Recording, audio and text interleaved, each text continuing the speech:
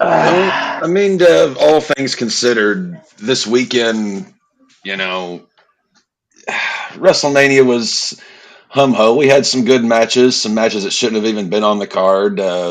Still trying to digest Cody Rhodes and what happened there, but hey, it was a pretty good week. We raised a lot of money, for a good cause.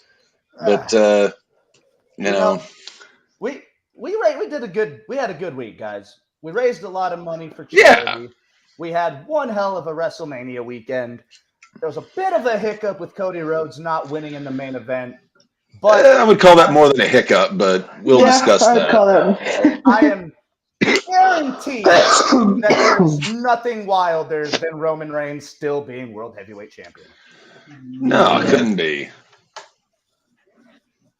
In this world, we never know. There always is going to be something. Shit, it's always got to be something. Well, if there's nothing else that we can, drop on us, It's too much for my brain. let's get this open and started. All right.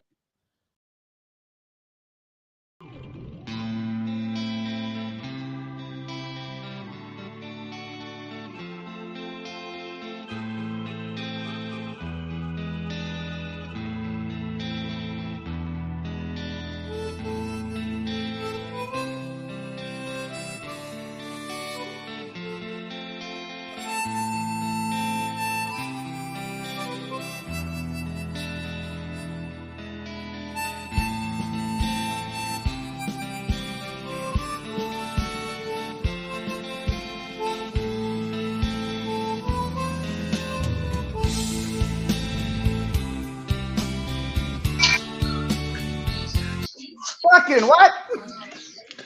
Yeah, Okay, then.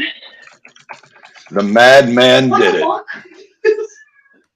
Good afternoon, David. Good to see you in the chat. Why did Yeah, you give no, me there was bigger news other than WrestleMania this weekend. It can get worse. Yes, it can. Apparently, Gomez Adams, I mean Vince McMahon, uh, in addition to some cosmetic and coloring procedures that he's had done, has sold the WWE into a merger with UFC for a price of $9.3 billion. Well, the combined price for the new Endeavor Group UFC 21 billion. WWE, $21.4 billion, making this is this the largest sports purchase in history? No, didn't a soccer team get bought out for about that much in like the recent years? Oh. I'm Compared, not. I know there was a big sale, but I think this beats it because even you realize the WWE was considered more valuable than the New York Yankees, the Boston Red Sox, and the Los Angeles Dodgers I did combined. YXA. Damn. yeah, it is estimated that the Yankees could only sell for about $3 billion. I'm actually adding it up right now. It's not even early in the morning. So the WWE just sold for about the net worth of the New York Yankees, the Dodgers, That's right. the Braves. I mean, this Throw is the Red Sox in insane. there too. All right, so the Yankees are worth 7.1 billion, the Dodgers are worth 4.8. So yeah, basically they damn near bought the Yankees and the I Dodgers. was drunk as shit until I went. And Damn. so, to those who don't know, the Endeavor groups are the group that paid for the UFC about 5 years ago from Dana White. Now, when they purchased the UFC, one of the main things that they wanted to do was keep Dana White as the face and president of the UFC. Dana White's not insane. But unfortunately, it seems they're wanting to do the exact same thing with Vince McMahon. That's Yeah, what we don't need. tonight is brought to you by Just for Men. If it's good enough for Vince, it's good enough for you. which Raw actually goes. I was actually looking on Twitter. Raw goes live in about an hour and a half, so I'm sure we're gonna. Triple H is supposed to make the announcement. I feel like we might cut today's podcast a little short, just so that way we can catch the beginning of Raw. But yeah, no, this is.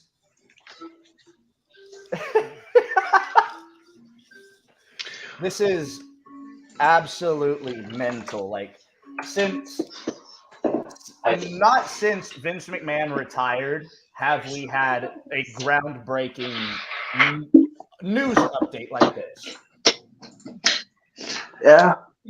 And all it really does is it asks more questions than we had answers to, because now we don't know what the fuck is going to happen.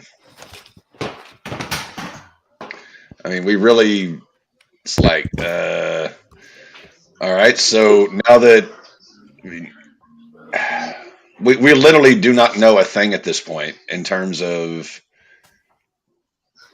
what's going to happen with WWE. I mean, apparently Trips is staying on. He's keeping the book, but does that really make you feel that much better? Yeah, it doesn't make you special. Yeah. With Vince, Why?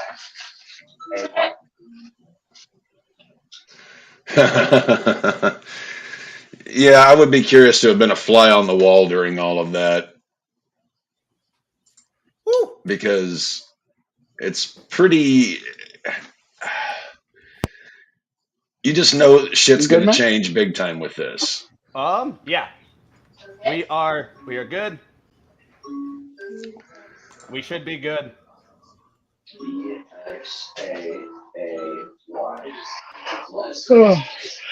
Hello. Hello. Quick little round table here. So what do you think is going to be the big change here? The biggest change in my opinion, with this new sale, we may actually see a TV-14 WWE again. Yeah, that's my first thought with Endeavor being the one to buy them, is that it's not going to be targeted for kids anymore. I was about to say, because the UFC sure as shit is not targeted towards children. And we're hopefully going to see a lot more methodically placed bleeding spots. Boys, I did it. I saved the laptop. What happened? Well, I made a quick turn, and I knocked a drink over on it. But point is, we are good. We are safe. Everything is fine. Oh, very good. Who is GYV? So, GYV, Grizzled Young Veterans, may be one of the best tag teams, technically wise. They're part of Schism. Yeah, they were part of Schism. They were the dyad. Which I don't know why they use them for it. Because they needed a tag team.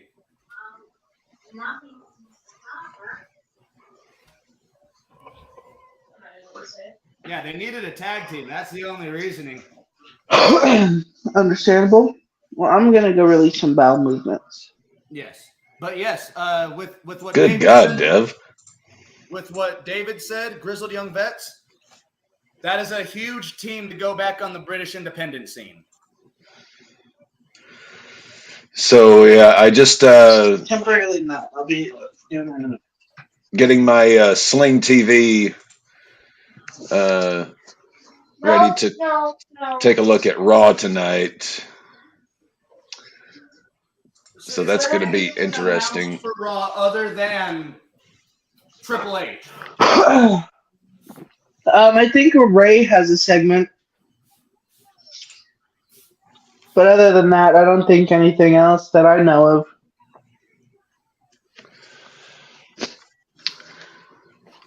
So obviously we've got more questions and answers. More will be revealed to us as time goes along here, as far as Vince making this sale. But that does lead us, to WrestleMania and everything that happened. Uh, The whole weekend was awesome. well, Overall, yes, it was I wouldn't say awesome. I would say relatively good. Definitely better than last year's. Minus the fuck Rick Steiner agenda. well, I was wasn't thinking more even just talking the about show that. itself. Yeah, I wasn't even thinking about RS. Talent-wise itself, this was one of the better WrestleMania weekends, like not just for WrestleMania, but for all the other promotions as well. No, that I could agree. I was watching the press conference last night after we went off the air, and apparently it was not an ACL Shane Torres quad. Yeah. So he pulled it down. That was great. He comes out, does one jump spot, and then is done. Wasn't even out there for a solid 5 minutes. His walk took longer. He pulled a Vince. He really did. Like Cap said, he pulled his daddy towards ACR's quad. At least he didn't do both of them on that. So let's kind of do an old-fashioned the bad and the ugly here on WrestleMania. So let's go. Obviously, Rhea getting the women's title. Huge. Yeah. Gunther, Sheamus, and Drew was a slapper. It was really great. Go and Sammy ending the Usos reign at 620 days. Seth and Logan Paul was pretty good. Seth and Logan Paul was exactly what we all thought it was going to be, which was a damn good match. Also, big shout out KSI getting his WrestleMania spot. He's been a big wrestling fan his whole life. Yep. Asuka and Bianca was a pretty good match. I would like to have seen Bianca go over, but Asuka still Asuka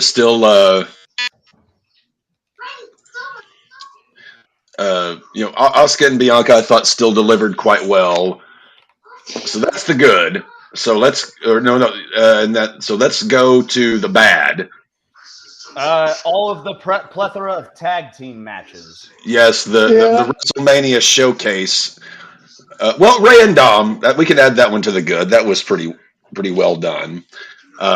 Yes, the two 4-team 8-person tag schmozzes, Brock and Almost. Theory Cena for me. Theory Cena. I did not like that match at all. Kind of him who, but the right guy went over. I agree with that. I agree with that. The right guy went over. I will say I am with Devin. They made Cena look like a chump in that match, dude. And again, as far as trying to figure out exactly where to fit Cody and Roman in there, does it go into the bad or into the ugly? Because it hasn't even been 24 hours. I've still been thinking about it, and I'm not sure exactly how I feel because I'm trying to think, okay, what could logically be the next step here other than Roman getting his 1,000-day reign? But that's it. It's Roman 1,000. That's the only thing that they're looking towards right now. Well, it's like how far off is he? Not far at all. I think he might be at 850 or 846 or some shit like that. No, he's at 920 something. Okay. Okay. I'll look it up right now. I've got my phone out. But who could he lose to? It's got to be Cody. It has to be Cody. Are they just going to have him keep the belt until SummerSlam now? I was about to say, you have Cody win at Money in the Bank, challenge, or you have him cash in at the next time that he can. Or you do the Rob Van Dam and John Cena gimmick and have Cody go, you, me, steel cage match, SummerSlam. I'm not sure exactly how they're going to do this because honestly, and I'm armchair booking this one. It's not necessarily that I disagree with keeping the belt on Roman. 56 days, 2 months until Roman has hit 1,000. But it's I'm trying to think here. Does this not bury Cody in some way? I mean, yes, it was a really good match, except for the fucked finish, which we went over and over last night. You know, there was just too much tomfuckery that went on. Roman needed the entirety of the bloodline. Yeah, Both Usos, they got taken out by Kevin and Sammy. And then Solo, who had already gotten ejected and came back. Yeah. It was overbooking to the pinnacle of overbooking. And it didn't need that. yeah. I see now here. You could have done it like take out the Usos, Sammy and Kev. Had Solo just snuck back in, I wouldn't have hated. But on top of this, on top of that, it's overbooking. I would have liked to see Roman accidentally hit Solo or something coming into the ring. And to David's point, unfortunately, a lot of his recent matches have, gone the John Cena or the Hulk Hogan route where they're the same match. It's the same shit, different toilet. Well, you would know, Dev. I mean, as much time as you spend on the throne. But yeah, going back to this, like we kind of have to go back to with this. I was just not to. I think the decision to keep the belt on Roman was a big part of this. It has to. I think that's you don't switch captains midstream, and I think a big reason Cody didn't go over. And this has been the more I've thought about this all day. The only thing that I've come to a conclusion to is they kept the belt on Roman strictly because of this sale, because they want to have that as the figure of the sale, because they don't quite have the faith in Cody to carry it like they do Roman.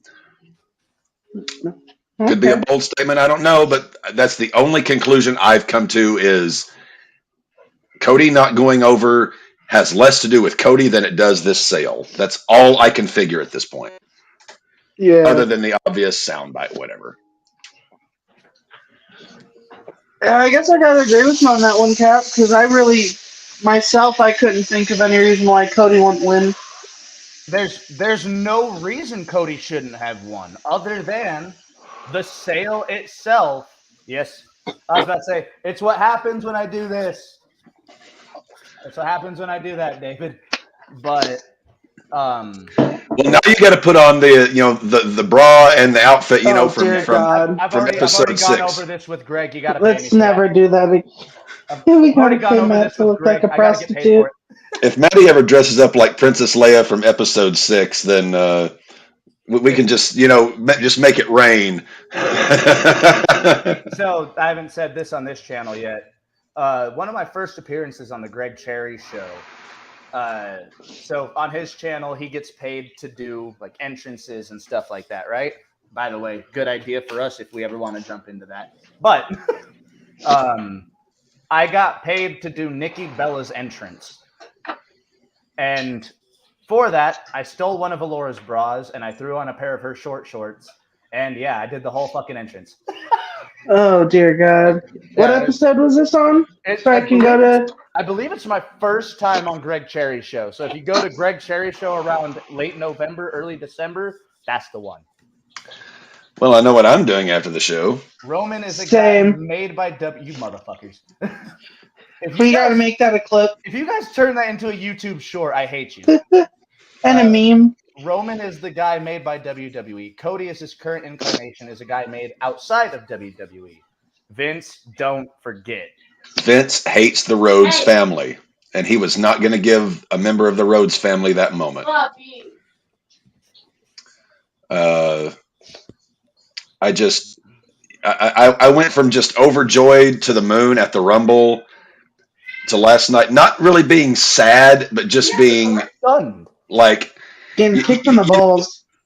Okay, well, maybe you guys and the audience can kind of think about this again. Okay, it's like, okay, you're in a relationship with someone and they cheat on you.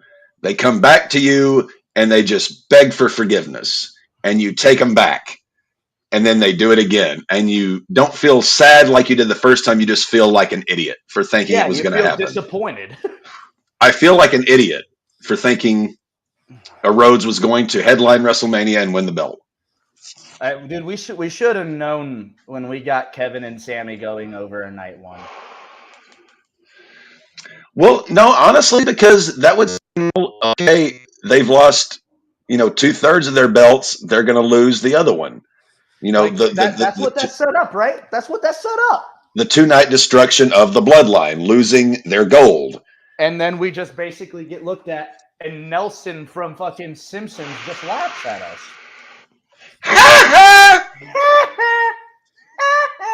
Yeah, yes, David. Yes, we knew you knew. David knew. Hashtag David knew. That may be like a new hashtag. David was on that all weekend, and I tried to ignore him. I tried to, and it's a failing of mine to occasionally ignore wisdom of my elders when I just think that no, reason has to prevail here. But Dave was right. The chicken getting thrown in the ring, that was insult to injury. That was very Svengoolie, if you're familiar with that television show. The chicken getting thrown in the ring was just the cherry on top of Cody getting fucked over just because his last name is Rhodes. Mm. The chicken getting thrown in the ring was priceless. Well, and again, it was kind of pointed out that, the crowd, it was like when Taker lost the streak, they were just silent. It wasn't, nobody was cheering, nobody was booing. It was just crickets. With like, Taker, though, really? it made sense because you got Daniel 20 plus years, and then he loses it to Lesnar of all people. Now, of all the people, because Lesnar didn't need it, but of all the people they had, Lesnar was the most believable. Yes, at this point in time, Cody was the most believable person to beat Roman. Yeah, he was. I mean, literally a hand. The best babyface in the company, the biggest one, other than arguably Sammy. I mean, you could say 1A, 1B, but literally they've had. Oh yeah, by the way, Riddle's in LA, to which I saw on Twitter and responded with, "Oh, Riddle being in a location where legal marijuana is abundance." Well, they don't test for weed; they test for other things. But yeah, no. Apparently, Matt Riddle's in LA for tonight's Raw. So yeah, he'll be a big return then. But it feels more like the headline that we have up. It feels like that's the reason Cody didn't get it. It's simply because they were doing the sale and they didn't want to change stream mid-course. But with that, it's hard to try to book Cody to be anything less than second best for Roman after that. Well, after winning the Rumble. The thing is with that, though, is, again, Roman needed the bloodline to beat Cody. So you have Cody win Money in the Bank. Challenge Roman to SummerSlam, whether it be Hell in a Cell again or a steel cage. One of those gimmicks that the bloodline can't get in. You think we're going to have another J Roman? I mean, not at this point, at least not yet. And see, another reason, we were told that, Roman's going to be taking a nice long break after Mania, which I think now was smoke because he can't take a long break now because he's still the champion. I mean, he can. I mean, they've got the Puerto Rico show, then they've got Saudi after that, then they've got Money in the Bank, and then SummerSlam. I was about to say, David's got a good point here. It would be like if they did the whole 2-year Kenny Omega Hangman story just for Hangman to lose at All Out and then just get the belt at Battle of the Belts. Like, just challenge him on a random Dynamite for it. But I will say to that, David, I did see someone say that Foley got the biggest crowd rating, reaction, pop of all time on a Raw. When he beat whenever he won the World Heavyweight title, people were changing channels live on TV to see Mick Foley win the title on Raw. Could we do that again with Rhodes?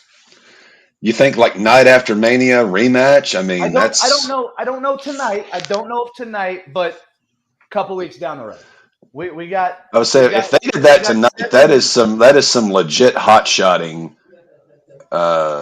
which still doesn't accomplish the goal of getting Roman that 1,000 days. So I wouldn't. Exactly. That's why I say give it another 2 months. Have Roman just decimate people, and then Cody go one more time. No bloodline, and the bloodline is that faction that needs to get taken out. Like DX took out the other guys. Like the bloodline needs to get taken out during this, because if we're gonna do that moment with Cody, it's gotta be kind of Foley-esque. I mean, I don't think you do it. You can't do it in Puerto Rico. No, you can't do it in Saudi. You have to do it on American soil, because it doesn't make sense for the American Nightmare to do it in Saudi. Then the Money in the Bank in London. So you would London. have to probably do SummerSlam in Detroit, or a Raw leading up to Detroit. When was the last time we had a world title change hands on television?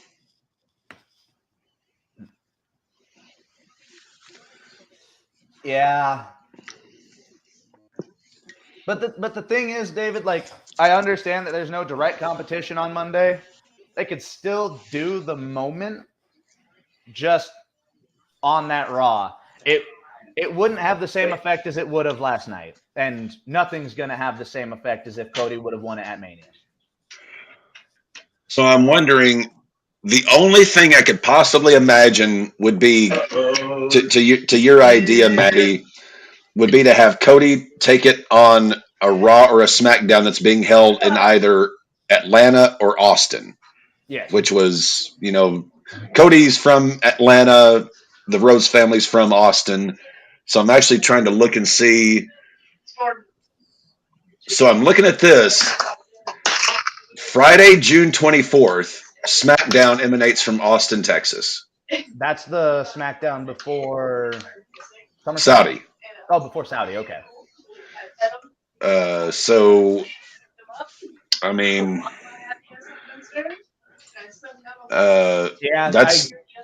well, the thing is, Dave, the fans that shit on AEW for doing that on TV are the same people that would cheer if Raw did it. So, but as an actual wrestling fan, I wouldn't complain. And I saw an interesting tweet from our old buddy Jimmy today saying, yeah, you people bitch about WWE not telling long-term storylines, and then when they do, you bitch still because you didn't get the ending you wanted. Yes, we're going to bitch because you dragged our ass along for a year and still give us a fucked finish in a way that we didn't want. So yeah, we're a little pissed. And in his tweet, he was also like, look at who the story is about. And to that, I will answer, yes, it is about Roman. But a story has to have an ending. And Triple H said it during the presser as well. This is the WWE. WWE doesn't have, like, our stories don't have endings. They keep going. Which, to that I say, bullshit, Hunter. Every story has an ending. Otherwise, it's not a story. I was about to say, we only have one never-ending story. Trust me, I have many books in my library here. Every one of them has an ending. Every story has an ending. Otherwise, it's just why are you doing it? Yeah. Well, and again, that's part of, in this era of half-ass booking where they're trying to tell stories that don't ever end for the sake of just money grabs, as opposed to you start a story, you tell it, you finish it, you start another one. No, we don't want to start another. We just want to keep telling the same story, continually. Exactly, and that's no way to view the story of pro wrestling. The story has reached the season 8 of Dexter territory, and season 8 was fucking bad. Dexter was a good show, though. Yeah, I did enjoy season 8 was Dexter. tough. I don't think I've watched season 8, so I think I'll just stick with that. Well, yeah, I was about to say, you have to remember, David's Twitter name for the longest time was Dexter as well, so. Fair But, enough. I was about to say, Dave's a big Dexter fan. But, yeah, no, like, every story has an ending. Last night would have been the perfect, and if it was the end of the chapter, that would have been the perfect end of the chapter because it opens up the dissension of the bloodline. Now, are you guys just going to have Roman berate the Usos every fucking week now? For losing. That's why I was thinking we might get a J Roman before we get Cody Roman again. At this point, I mean, we're going to have to see Raw in about 58 minutes, which we can. I'm not sure what you guys' setup is. I can either put it on my computer, or I can put it on my TV, and we can watch and see what happens in the early goings of Raw, just to see what the fuck is going on. But yeah, as I said at the top of the broadcast, we still have far more questions than answers. Well, let's at least jump off the big news for today. We were on this for about half an hour. So Yeah, I mean, we only know so much, and what we do know is baffling. Yeah. WrestleMania weekend. I mean, this WrestleMania was again a huge letdown for me. I agree. I saw people saying top 3, but that's got to be That's live bias. stupid Right? as shit. It has to be a live bias, right? Well, here's why it was deflating. It was 2 nights again. Half the 7 hours matches between both of them. you could have thrown out. 2 others in there. Like having watched it back. Okay, I'm never putting either 2 of those showcase tag matches on the card Ever again. I'm not putting Brock and Omos on the card because that match sucked. Fix Theory Cena. No, I would have put that on the card. I would have, but I would have fixed everything about it. Give it a little bit more time. The same winner, a little bit more time, no stupid ref bumps, or if there is one, not where the ref bump. Yeah, but not where the veteran thinks he won the match. As soon as he tapped, he didn't hear the bell ring, didn't even see the ref, and just started, yeah, I won, woo! Yeah, how many times has Cena held an STF? How many times? And he didn't let go. If you don't talk about that John Cena fight, I'll be The very upset. the Becky Lish Trita match you can throw that one out. So there's Yeah, 4 matches that instantly should have never made the card. Yeah, that Becky, Lita, Trish versus Damage Control could have been on any fucking Raw. So yeah, I would have kept Theory and Cena. Your audio's coming out, Cap. I think both of yours are for me. Can you hear me? Testing. I can hear you. There you guys. All right. So I would have kept Theory and Cena. I would have kept Logan and Seth. Obviously, Edge and Finn. By the way, we all 3 of us were like, why in the fuck would you stop that match? I was of the same thing, being a deathmatch fan myself, until I saw the actual gash that happened to Finn. Either of you guys get a chance to see it? No. I heard about it. From here, up here, you could basically see his skull. Oh, lovely. I heard he got like 8 staples. Yeah. It was a massive gash. So the fact that they did what they did, I completely understand. But at least they didn't end it. They could have totally stopped the match there. To all of us, kudos Finn Balor, because I don't know if I would have been able to keep wrestling with my skull exposed. Yeah, 8 staples in the middle of a Hell in a Cell match and continue to do fun bumps and spots. We thought it was a slight cut. Yeah, there was. Well, no, barely from the anything. amount of blood loss, I knew it had to have been a good cut, but I thought it was maybe like over the eyebrow. Yeah. well, no, because where the bar of the ladder hit him, I mean, I figured it was a pretty good gash. Right there. My whole theory is going to be akin to Maddie's in this. You don't stop to give Nickel attention. You continue the match. You know, You at least, what do they say? Send it home? Go straight to the finish if it's that bad. Yeah. you know, if he's going to lose, have it, go home early or something. But And then that's just. Oh shit! Uh-oh. Okay. David just sent this in. Per Fightful, Vince was mentioned a few times when they listed the names of people in control. Although there was nothing specific provided regarding Vince. They did not take questions during the meeting. So they basically, Of course they didn't. So they basically just went, hey, this is what's going to happen, reported it to ESPN, and fucking dipped. Yeah. The Miz was dog shit as always. Snoop was funny as always. Hey, Yep. it Snoop, also- 10 out of 10. Again, another situation. Snoop Dogg did 150% more than he should have. In Both that night 1 situation. and 2. Night 2, when Shane tore his quad, Whoa. Snoop immediately, like, the entertainer went on in his head, and he's like, the show must go on. Gotta see if everything's okay. And then just laid Miz down with 2 punches. That was Gotta hilarious. make a joke. You hurt my boy? Boom. Like Suge said on Twitter, best part of that night was Snoop going, hey, you alright, cuss? Yeah. No, crip walking after he won. Hits the rock bottom, gets the pin, starts crip walking in the ring. That No, was he did a people's elbow or his version of it. yeah, people. The dab drop, what I like to say.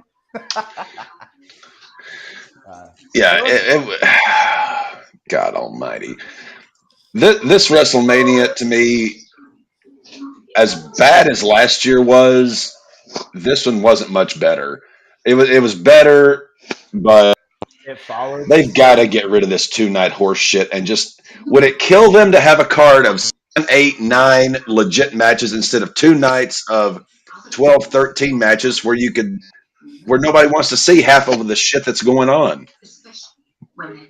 Yep, I was about to say, Snoop did 100% more than Knight, one of the most over acts on the roster that has no story or feud currently. Let's jump into that real quick. All LA right. Knight, Bobby Lashley, Johnny Gargano, Bronson Reed. Those are 4 names that could have been on the WrestleMania card. All 4 of them could have wrestled each other and had better matches than Omos Brock and both of those showcase matches combined. Or the 6-woman tag. Yeah, you can throw that in there too. I heard Ciampa was supposed to make some sort of return during Mania. Ciampa might be back tonight. Keep your eyes out for that. I wouldn't doubt it. No, I think he's making a return tonight. But we had a bunch of talent on that show. Raquel Rodriguez. Liv Morgan. Liv wasn't even. Oh yeah, Liv was in one of the matches. Yeah, she was in one of those showcases. She was the tag partner to Raquel.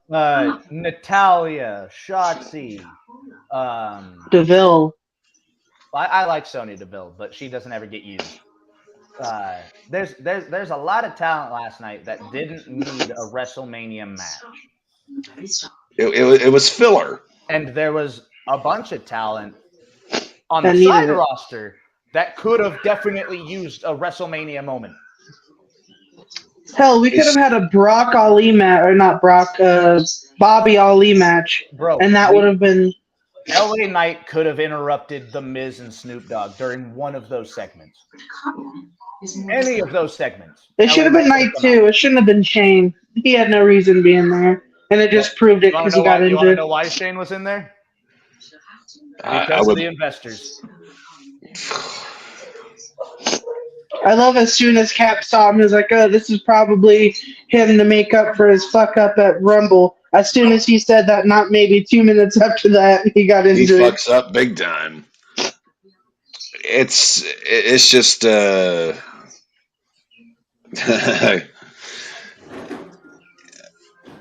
said whenever Trips got the book back in July, I was giving him until Mania before I gave him a grade as a booker. And honestly, at this point, like let's talk legitimate, wrestling.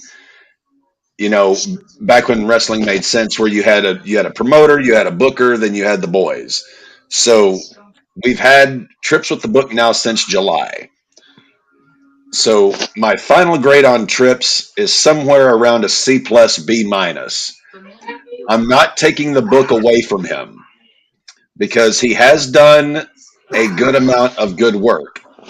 He hasn't been a resounding disappointment. He's done some good things. There have been some bumps in the road, but only having the book for 9 months or whatever. But while I am leaving Triple H with the book, I am tapping him on the shoulder and I'm telling him, Paul, I'm letting you keep the book, but the shit I saw last night does not happen again. All of those showcase so with Endeavor Group being the one to buy the WWE. With them being the one to buy the WWE, we're probably going to look towards a completely different way. Yeah, I'm getting a lot of background noise from somebody. It's me. It's me because I'm in the. Hey, let me relocate locations. Yeah, I mean, but this weekend should have been the showcase to say we are changing directions, we are doing something new, and it was sort of a retreat back to where it felt literally. It did not feel like Hunter was booking Mania. It felt like Vince was. I was about to say it did not. I feel at least for night 2, night 1 was a complete and a exact opposite of night 2, and it's very similar to how it was the last year. Like night 1, like you said, they blew their load. Night 2, they shit the bed. Yeah, 2 years in a row. So stop doing night 2. Do one night. Yeah, do one night and book it adequately. We have so many wrestling promotions for that fucking weekend. We only need one WrestleMania night. The rest of the weekend can definitely be saved. If you want, throw NXT on Saturday. But the rest of the weekend is full of wrestling. We do not need 2 nights of WrestleMania. Dave, I'm going to disagree, and I am one of the biggest haters of Triple H's booking. Banana nose, is it that big? It's massive. Oh yeah, Triple H has a massive schnoz. It's two mangoes next to each other. A very prominent proboscis, as Jim Ross would say. You guys keep talking. I'm going to look this up real quick. I've never paid attention to his nose. Why is it the second thing to pop up? Hunter has done a far better job than I anticipated he would do, and I liked a lot of what he has done. Yeah, but at the same time, if I'm watching Mania last night and I'm seeing where we are now versus where we were when he had the book, I'm just like, I'm letting you keep the book, but I'm giving you your warning here. What you did at Mania, that shit doesn't happen again. No more of these matches that shouldn't be there. You put guys on the card who need it, and you do not pass up. I understand passing on Sammy because Sammy is not the guy to lead the company. But I can agree with that because you look at Sami Zayn and you don't think this is the guy to lead my company. Like it in very similar fashion that Cornette saw Kevin Owens. Yeah, like are you trying to? I mean, what do you try? It's like you continue to book yourself into a corner with Roman, and you had the moment And like to we mentioned to last tear night the as well, bloodline apart, but you just pissed on it it's like a bad movie that is 2 hours and 45 minutes long. It could have ended at the 2 hour mark, but now you're just stretching it out for no reason. what I will say as well is we brought it up last night. Look at the shape Cody fucking Rhodes is in. That is the guy to beat Roman and be the face of your company. I cannot. I'm still trying to comprehend from a wrestling point of view, not a business selling the company point of view, from a booking point of view. Why do you not put the belt on Cody last night? If Roman's wanting to take a break, if all this, this story you've been telling now for a year with Cody, why do you just? And if the investors are worried about Cody, just fucking sit and talk with the guy. He is one of the most well-spoken guys that they could probably sit in front of. But again, there you go. Like Dave said with Vince. Vince, don't forget. And who does he want to trot out as the figurehead of the company during the sale? His creation, Roman Reigns, or the son of a Rhodes? The self-made hero. And Dusty and Vince despises the Rhodes family because they were the only competition to him when Dusty had the book with Crockett. And again, later, through WC, he identifies the Rhodes family as being the one company, the one family that always had his number on more than one occasion. Now, It's petty. I do have one question, and it's kind of the last question that'll pertain to this topic. With the Endeavor Corporation, like the Endeavor groups, we don't get a whole lot of leaks or information about UFC shit ahead of time. Right. How closed-doored is WWE going to become now that it's going to become a brand new publicly traded company? I hope more than it was in the past. I miss the suspense and the surprise. Now with social media, everything's getting told before it happens. There's a difference between that and absolutely shutting out your audience. Well, Vince doesn't listen to the audience, and the older he's gotten, the less he has listened to the audience. But what's the thing that he allows? Eyes backstage. You get those conversations, you get those interviews of wrestlers out of their character and shit like that. Are we going to get that now with the UFC? Because for the longest time, UFC, they're so hungry to get Roman to his 1,000 days, have the Mania match for the world title, only at Mania, have Cody go over, fighting champion and part-time champion.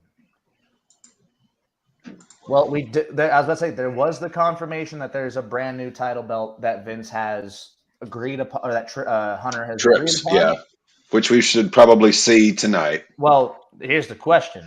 Is it new tag titles? Is it new world title? They did not specify.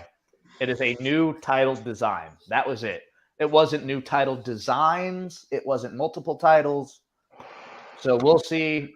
I'm hoping for a brand new, a whole rebrand. Get new world titles, new tag titles, new women's titles. Get rid of those fucking gigantic logo belts. Get rid of those product placements. And get rid of the fucking fruit roll-up belt color straps. Exactly. I miss the days of the World Tag Team titles and the WWE Tag Team titles. Me too. I don't even like having separate tags, separate worlds. Well, you're wanting too many fucking belts. You're wanting the brand split to end. But I would leave. So I would not only end the brand split. I would end SmackDown. I would have one show every week, 2 hours live, TV 14, TV MA. But with all that talent, there'd be so many people. Would you be cutting half your roster too? Cap would cut the roster in half. Oh yeah, dude. Give me the roster. I think last night it was something like 288 guys on the active roster. 288 guys. Cap would probably cut it down to 40 main roster people. Yeah, my main roster is going to be simple. Are you drawing me money or are you not drawing me money? Can I, or are you a project? Can I draw some money with you with some work? Or trust, I would take a fucking axe to the roster. I just noticed that your hashtag changed. Fuck Michael Kopech. Oh yes, my White Sox. You know, I've been a part of this Michael Kopech thing now for years. Ever since we traded for him or drafted. Well, even if we traded or drafted for I him, think you guys drafted him. he has been the biggest fucking disappointment.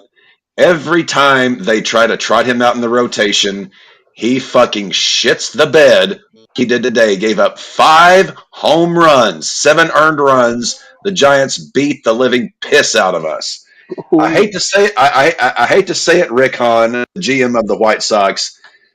It's time to move on from Kopech. Enough is enough. This guy cannot be a. He is not a starting rotation guy. Maybe as a bullpen setup man, or maybe as a Oh, closer, possibly. But David actually has a very good point here, Cap. Endeavor Group might see the same thing you see. And if we are going into a new potentially TV 14 era again, because Endeavor Group would be the one to bring it back, they'd be the ones that look at sponsorships and go, fuck off. But with yeah, GRBS, that's my word to sponsors. I don't care if we're making a shitload of money. Are we making a lot of money, and yeah, are I we was about to putting on say, a great product? look at Dana White. Look at the sponsors he's had throughout the years. They've all been tied to him.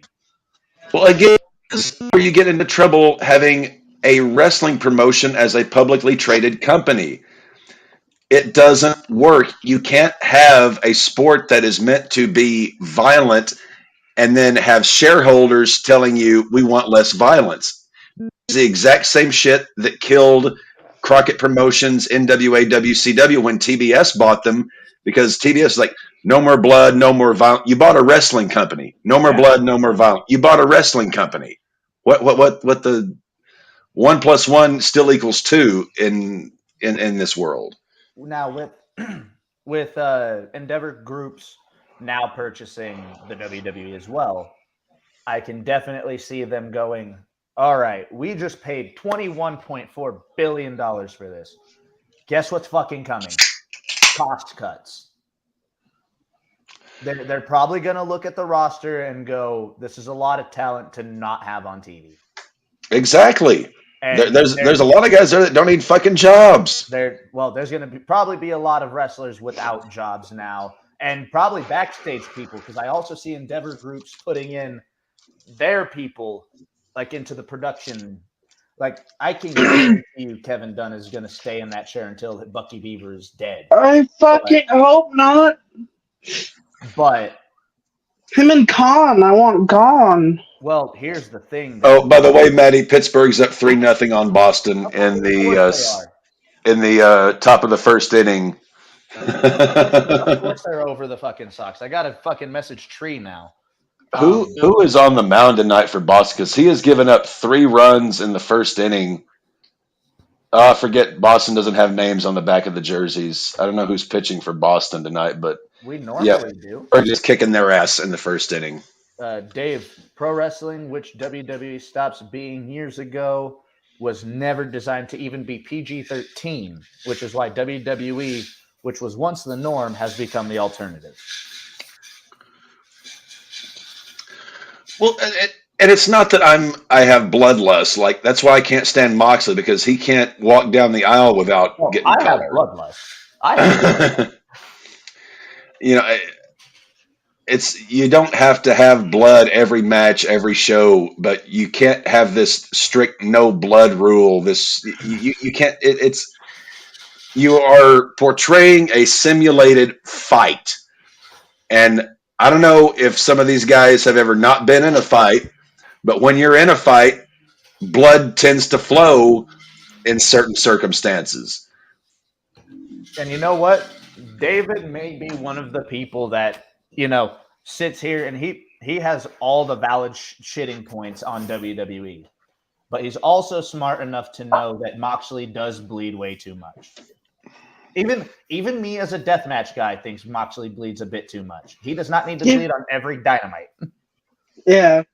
But like, Did you hear Mox's most recent interview appearance podcast? He sounds like he has smoked no a lot of vocabulary. cigarettes. He smoked a lot of cigarettes. Well, when No, he sounds like a goddamn buffoon. when your main word in your vocabulary is fuck, things Yes. tend to get a little loose. I mean, I'm looking over at my bookshelf. I've got 4 dictionaries, 2 thesauruses. I've got a pretty good grasp upon the English language, and I What's the can third book? There's a dictionary, thesaurus. What's the other one? An atlas? a rhyming thesaurus. Okay. Oh. Yeah, well, atlas kind of pertains to like An atlas is a map. I Yeah, know, an but atlas those is a are like map. when you think of 3 big books like those, I think of atlases, thesauruses, dictionaries. I mean, Devin's technically not wrong. Atlas is a massive book. Yeah. Well, you have atlases of their Different maps. Like Rand McNally. Their maps, atlases. I don't think John Moxley has the vocabulary of a government mule.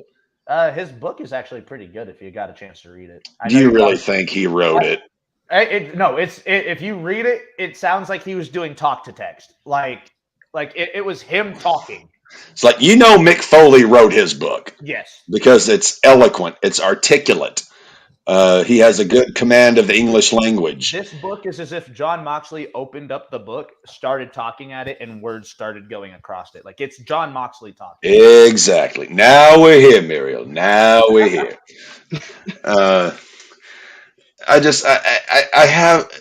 It drives me nuts whenever we deal with these schmucks who just cannot, under any circumstances, give. And I'm not talking about, like sticking a mic in front of an NFL player's face, 30 seconds after the game, like a Richard Sherman. Your heat is, your blood's up, your adrenaline's going. That's a whole different thing. When you're sitting down, writing, or having an interview, and you are unable to use anything except for colloquialisms, slang, it kills me. You should be able to at least speak in somewhat of an articulate manner. You are a well-traveled man, John Moxley, yet you seem to not even be able to speak in anything other than words that have less than 6 characters. I'm going to go through a couple quick matches from the rest of the weekend. All right. Real quick. El Hijo del Vikingo, Commander, and fucking Taurus had a banger of a triple threat match. I found Commander's last name is Guevara. What? His name is Commander Guevara. Is he related to Sammy? Not sure. But I saw that on Instagram. I was like, I wanted to know who Commander was. Maybe he had another alias that he showed. Yeah, all I saw was Commander Guevara. Yeah, so Commander and Vikingo also had a killer match at the Ring of Honor Super Show. Also on that was Shibata versus Wheeler Yuta in a technical match that was absolutely perfect. Kingston Claudio. That was a good match. Wrong winner. Very confusing. I don't say wrong winner. It should have been Kingston. It's been. He's going. Has he ever? He's going held a world title. Kingston's getting that Ring of Honor world title, Devin. We also had Speedball Mike Bailey versus Kota Ibushi. That match was fucking mental. And the tag title? I was about to say, which tag titles, D? The ROH, the Kingdom, Top Flight, Lucha Bros. I'm not just sticking to one because, like, in that match, we had a very bad broken leg injury from Dante Martin. I'm surprised that's all he got. That was he also might have gotten a concussion, but yeah. Go look at like the WrestleMania weekend for the Culture had amazing matches. There's GCW's World on Lucha, which was awesome. WrestleMania weekend really is just one of the best times of years for wrestling fans. Mm-hmm. All right, Cap, jumping over to your part of the news. It's been a bad starting week. Well, I do have not really breaking news, but something to kind of throw in. Angels third baseman Anthony Rendon suspended 5 games for an altercation with a fan, which kind of made the rounds on social media. Rendon uh, threw a punch At at a a fan, fan? Oh, basically. A fan called him a bitch, and Rendon threw a punch. The punch did not connect, Like he but threw it in Rendon the has air. been suspended 5 games for swiping at a fan. All right, getting two ready to things. throw that. One, you don't hit the fan base, no matter what they say. You can't be hitting the people that pay money to watch you play. That was And the the other second, match, Dave. That was the other match. and the second, don't call someone a bitch. That's grounds for getting popped in the mouth. Especially if your stupid ass does it in public. Yeah, when someone's at their job. So one of the Cut my. we'll take a look at this first before we get to the whole injury bug that's going on. All right. So this just seems to be him talking to the audience. Yeah, it's not the actual. Swing. Yeah. This is just the story from ESPN. Right. Yeah.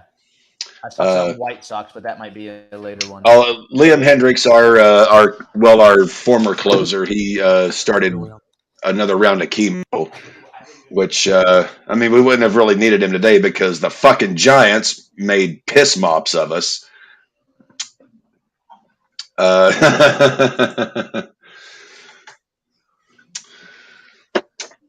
But one of the stories going around the MLB is we've had a record amount of injuries for opening week, opening weekend, what have you. We're only technically Thursday, Friday, Saturday, Sunday. We're 5 days into the new season, and injuries have just been stacking up aplenty, and not just to jabronis. I put that link there in the chat. So, yeah, Madison Bumgardner, Kyle Wright, Max Fried, Tyler Matzik, Huascar Inoa, Rizal Iglesias, James McCann. Look at the Boston injuries. Trevor Story, Garrett Whitlock, Brian Bello, James Paxton went on the IL, Jolie Rodriguez. We're having a pandemic of injuries to start the season, more so than what we've ever had. And I've heard two schools of thought on this. One, the players are pussies. The others, they weren't warmed up enough in spring training. Well, how do you But I also understand that in this day and age of sports, a hangnail can get you on the 15-day IL. I refuse to not play if I have a hangnail. That is stupid. I will suffer. Baseball is an odd sport where certain injuries you could play through and others you can't really in baseball. But with this huge rash of injuries we've seen in just the first 5 days of the season, I'm still going. yeah. Like this is That list of. ridiculous. Hold on, go back to. Yeah, look at the Phillies and the Athletics list of injured people. A lot. That Phillies one is. Wow. The Astros is pretty big too. And obviously some of these did happen in spring training, but And like injuries to Trevor Story start the being hurt year before the season started. Oh, star players. the Giants have nobody. And somehow still mollywopped All right, hold on. the Sox. One, How? Don't. three, Because Michael Kopech can't pitch to save his goddamn life. I need to see who's all injured. 15, 16, 17, 18, 19, 20, 1, 2, 3. Cap, there are 24 people injured. What is it's 26, yeah? Yeah. 26-man roster? Well, that list includes minor leaguers as well. That leads to a really, really lonely night, David. But yes, I'm of two minds about this. Yes, we tied it up. There's teams who are being cautious, and then there are teams who are being chicken shits. There are 24 people injured on the Giants. Wow. But this starting incredible off- raft of injuries that's hitting Major League Baseball.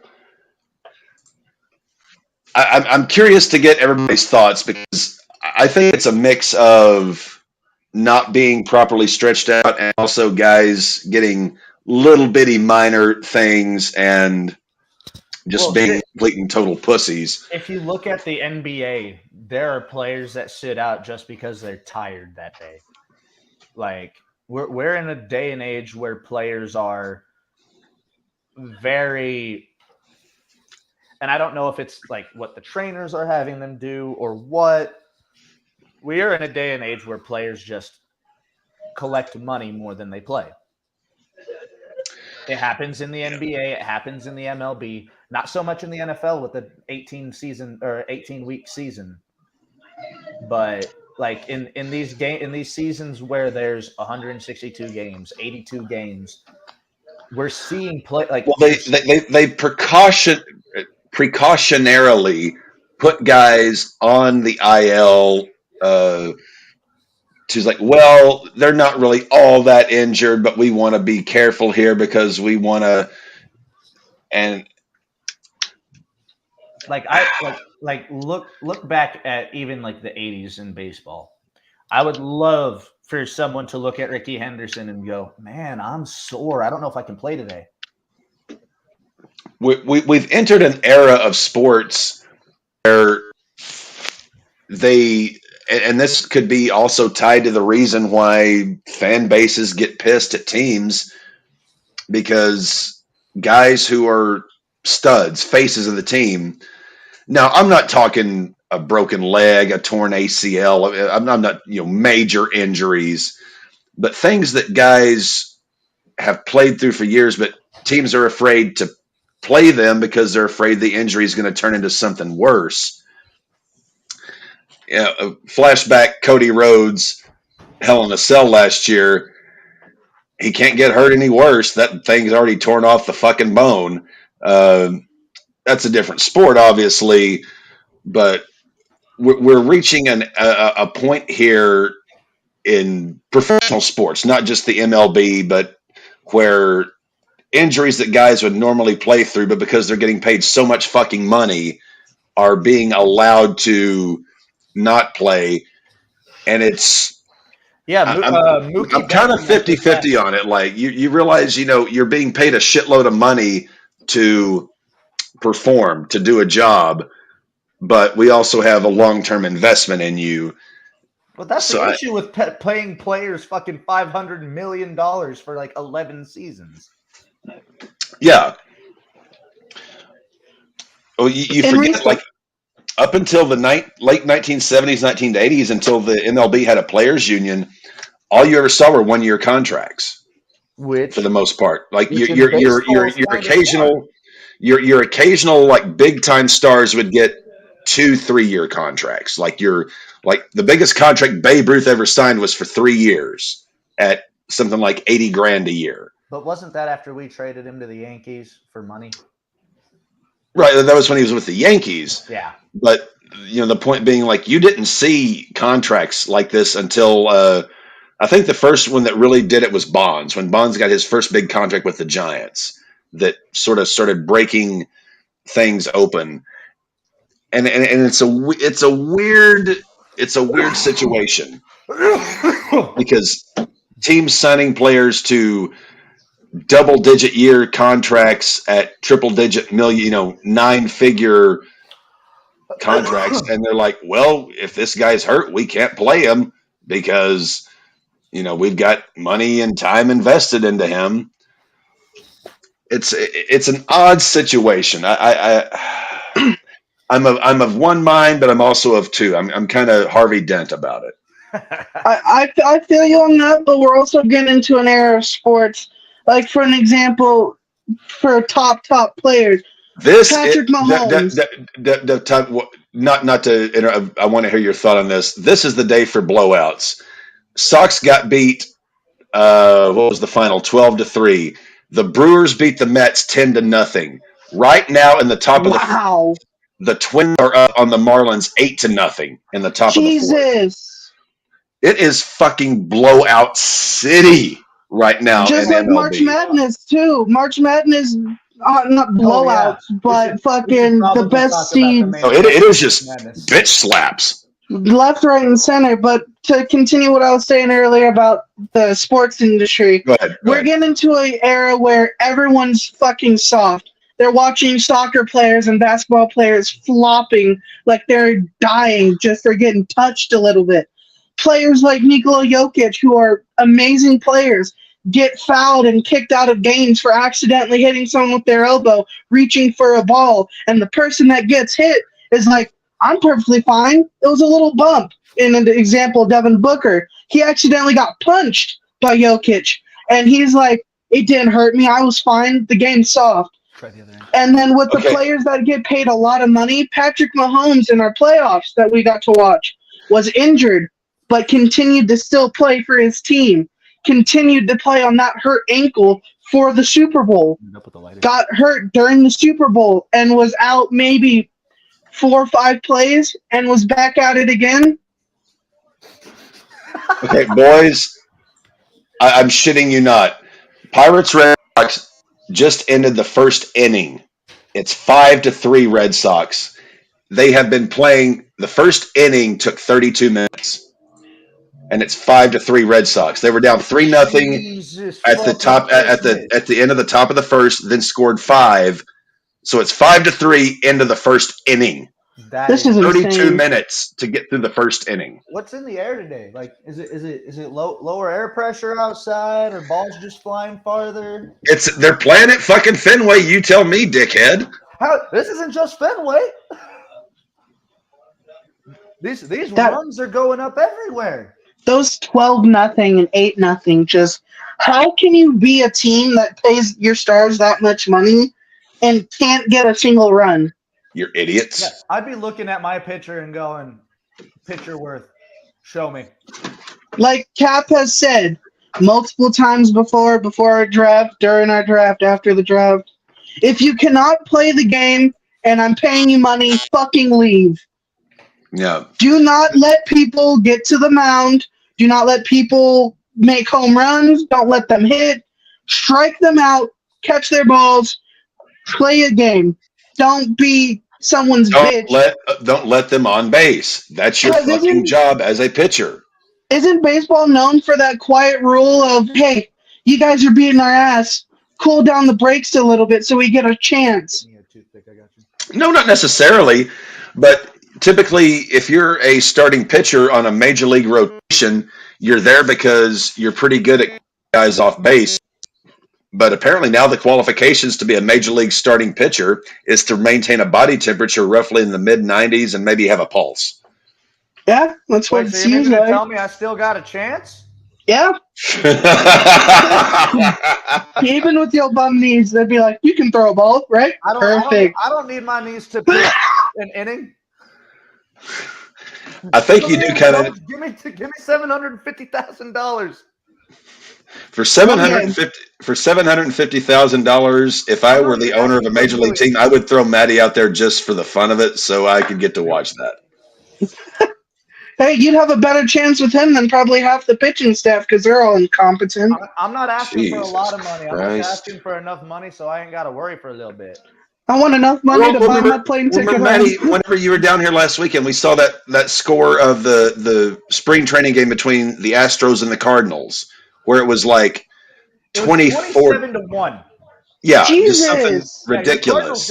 Your Cardinals got absolutely anally fucked. Well, right now I'm looking at this Miami and Twins game. It's 8-0 middle of the fourth, and the Twins aren't all that great. It's like some of these teams just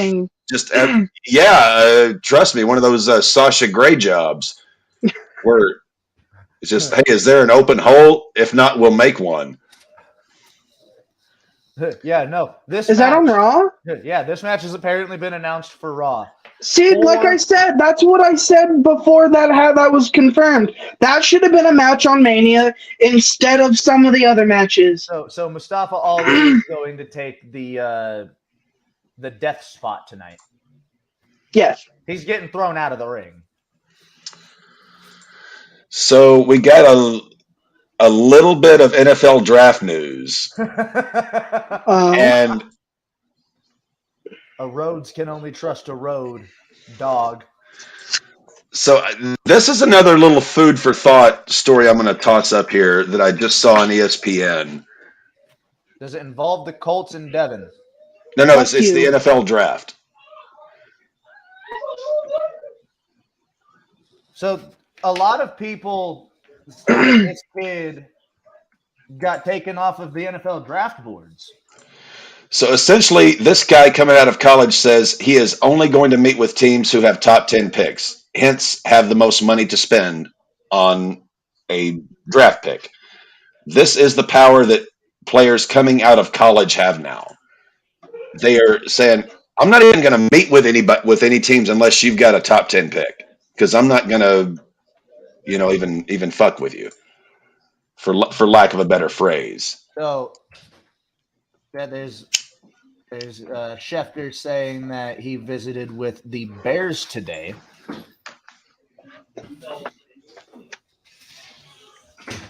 All right.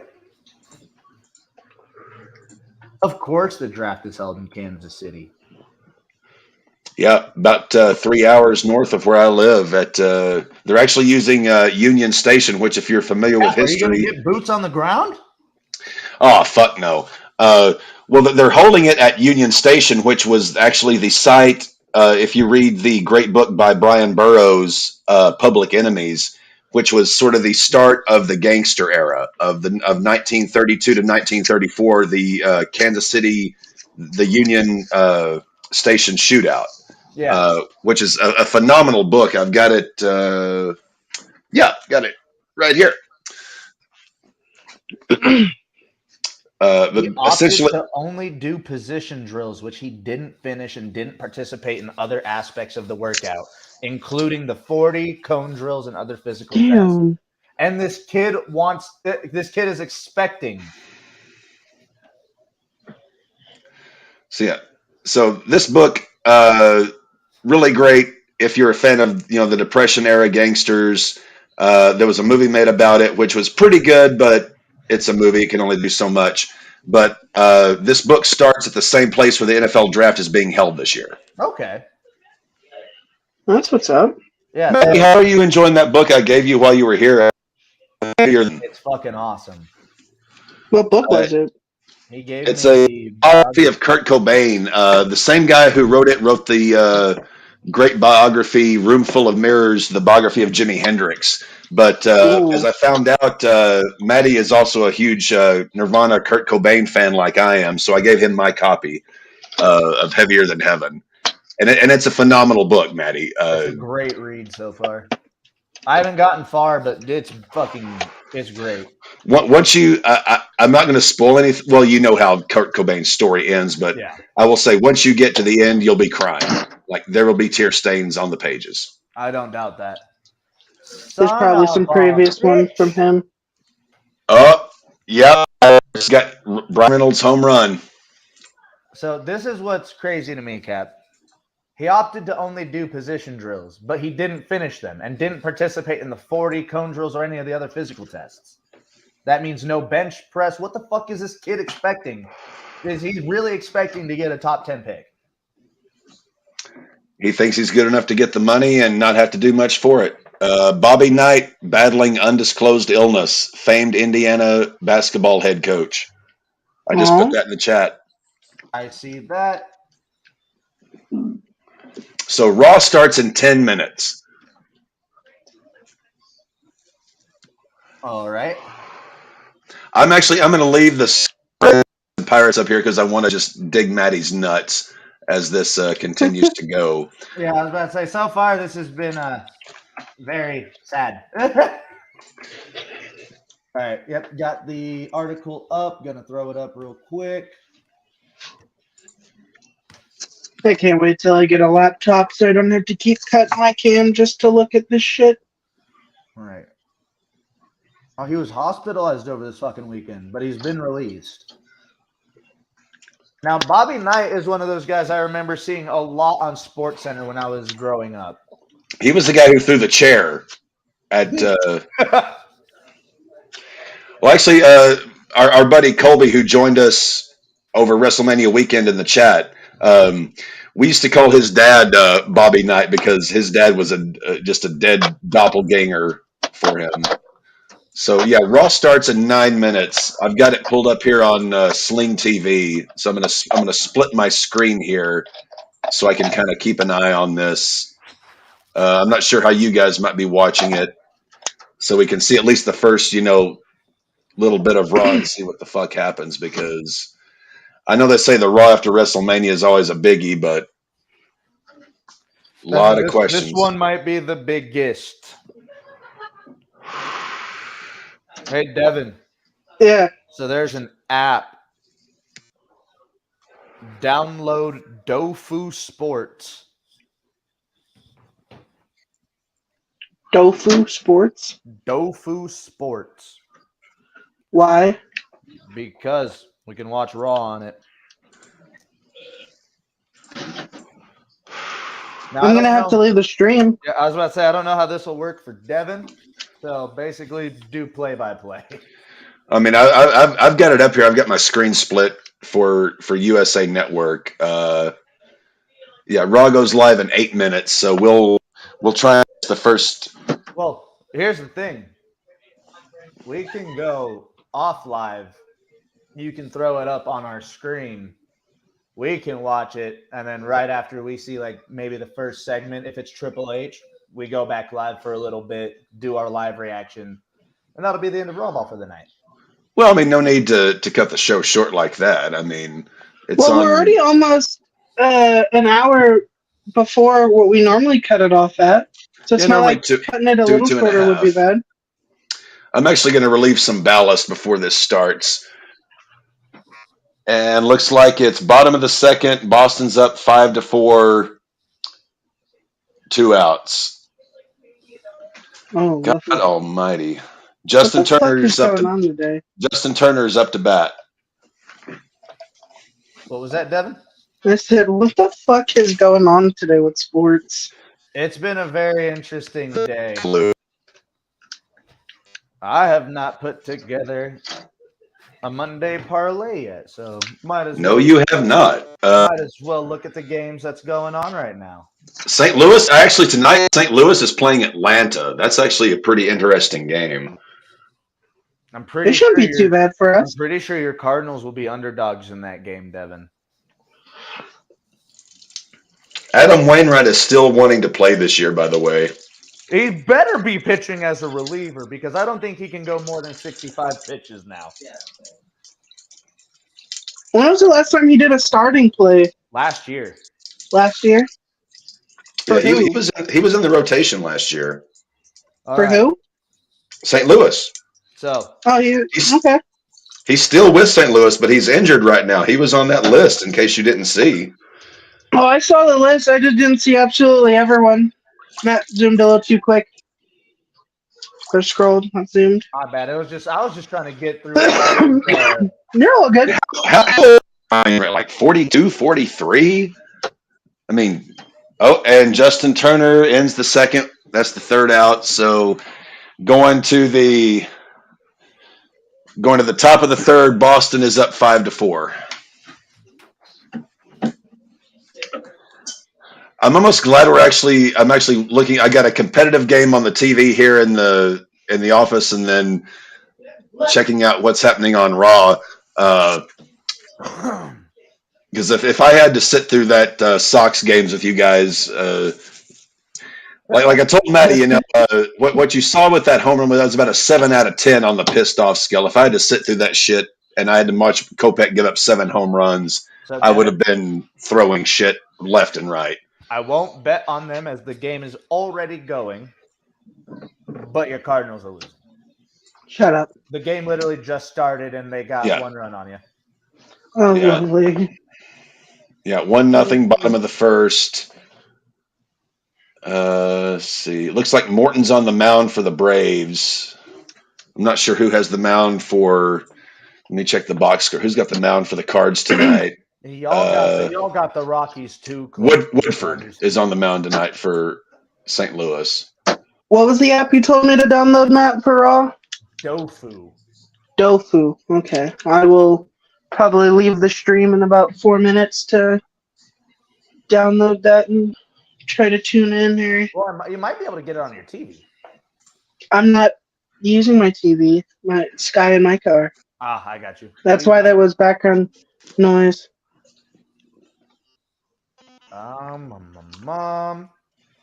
Definitely not betting the Rockies over the Dodgers. That's not smart. Where are they playing? Are they in Colorado? They're in LA. Okay, because I would say the Dodgers notoriously have trouble against the Rockies in Colorado. Speaking of the Dodgers, they are Prime is now another team drink. The Prime is now the official sports drink for the LA Dodgers now. Oh. So we still got the Twins up 8-0 in the top of the fifth. Rays are up 4-0 on the Nationals, top of the fourth. Obviously, we got this slugfest between the Pirates and the Red Sox. Orioles and Rangers start. Tigers and Astros, they start in about 5-10 minutes. Rockies and Dodgers, they start at 9 o'clock tonight. So I'll The definitely late be night asleep game. by then. Well, it's just West Coast time starts.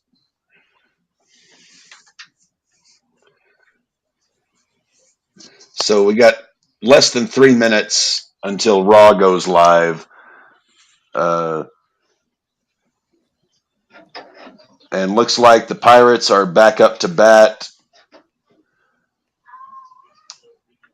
Looks like Crawford is on the mound for the Red Sox. Who? Crawford. I don't know if Maddie knows that name.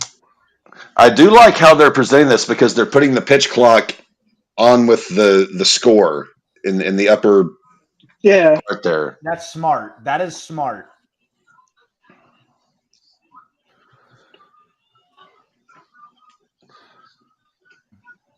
And Is it like Is it like Dofu TV or is it just Dofu? It should be Dofu Sports. Dofu Sports? Okay. So Crawford walked the leadoff batter, Carlos Santana. Actually, not Carlos. Or is it Carlos? Did Carlos wind up with the Pirates? Alrighty, Raw Ballers. I'm gonna dip out of the stream for a little bit so I can download Dofu and All right, Maddie and I will tune in. Down. Yeah, we'll hold the fort down in the meantime. So Brian Hayes is up for the Pirates. And of course, if it doesn't work or if I can't get anything, you'll be seeing me in the back room. If not, then I will be tuning in. I'll pull you back in if you have to hop in the back room. Okay. Well, y'all have a good one. If this is it for me for the rest of the stream, I love you guys. I'll see you guys in a minute if it does not work. So we shall see what happens here. I'm curious exactly how they're going to start Raw off because I'm about to jump on Dofu as soon as I finish up the parlay. I think you might be interested with this one, Cap. All right. Because it's heavy baseball.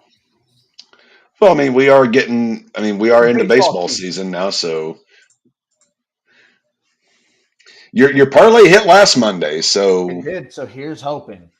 I said the same thing the last time I proposed. I have at least one that I believe is a surefire.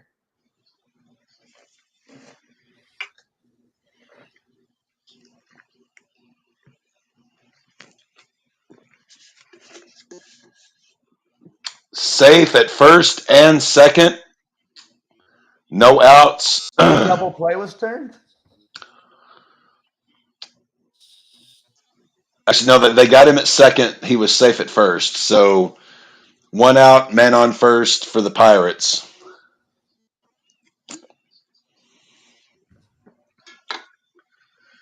All right, so 7 p.m. Raw's about to go live. Let's see what the fuck happens here.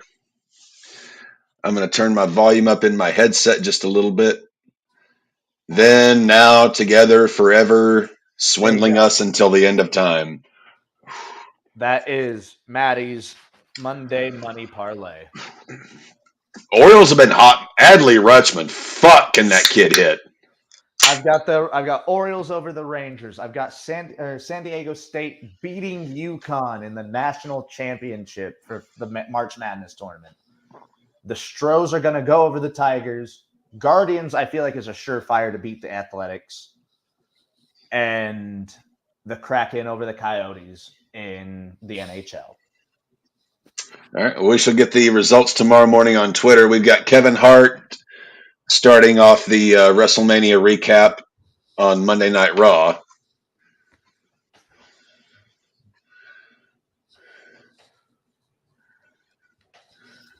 All right.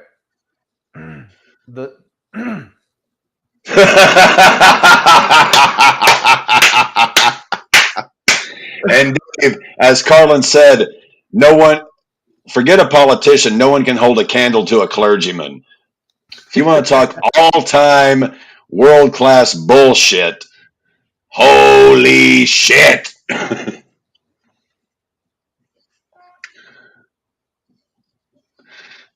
Yeah, I was not a fan of WrestleMania this year. It's like they've forgotten how to do a WrestleMania.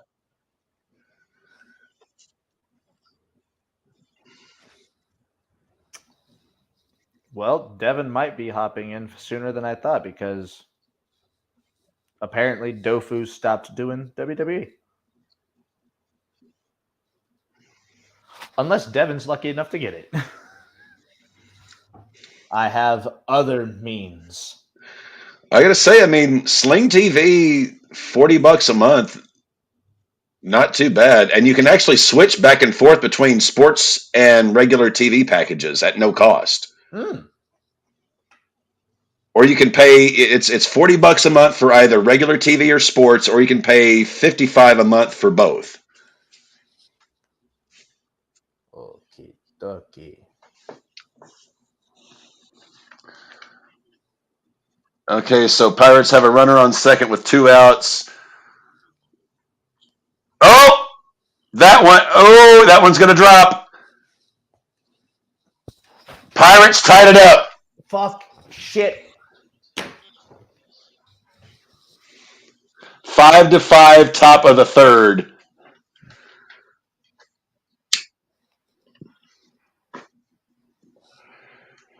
That was a perfect line drive.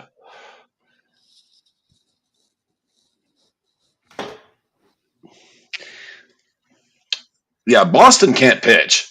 No, we fucking can't.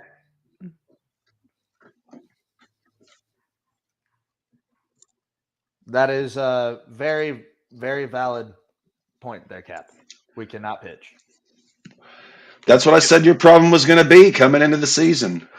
If there's one thing the Red Sox have done in the last couple of years, it's almost kill my love for pitching. So tie game, 2 outs, top of the third, man on second. In the 8-hole, Castro's up. Crawford's already at 70 pitches, and he's not even out of the third inning.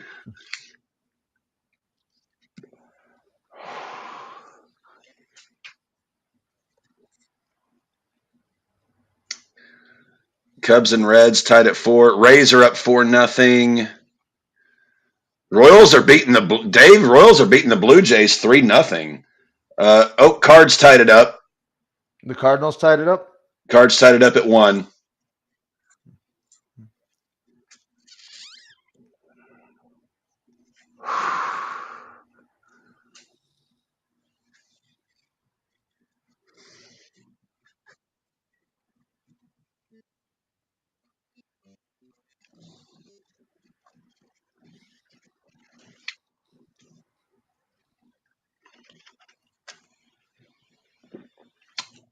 All right. Shooting Devin a link as we speak. All right, so we are actually now live in the arena at Raw. All right.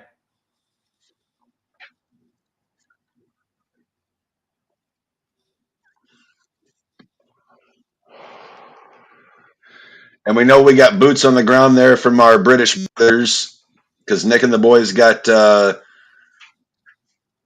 It was so nice to see them yesterday. Here comes Triple H. Time to play the game.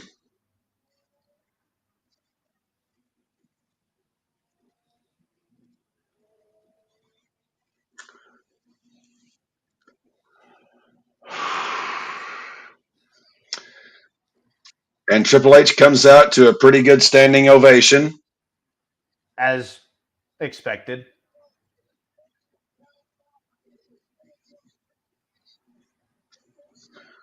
So it'll take him a few minutes to get to the ring.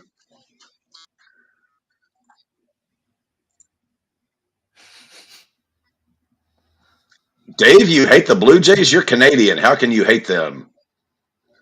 I'm assuming they're overplayed out there. Quite possibly. All right, so let's see what Hunter has to say here. It's actually kind of cool. Our first Raw Ball that we started an hour later, but we're getting to see this first segment on Raw to see on what may very well be a historic announcement from Trips. We'll see here.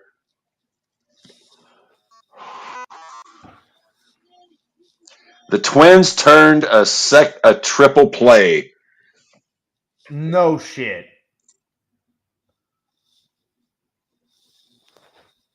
All right. Yanks are up 3-0 on the Phillies. All right. Are you watching this, Maddie, or do I need to provide the? I am looking at 3 dots and Hunter going like this. Yeah. Okay, so we're there. I've got you in one ear and I've got Trips in the other. So let's see what the fuck is happening here.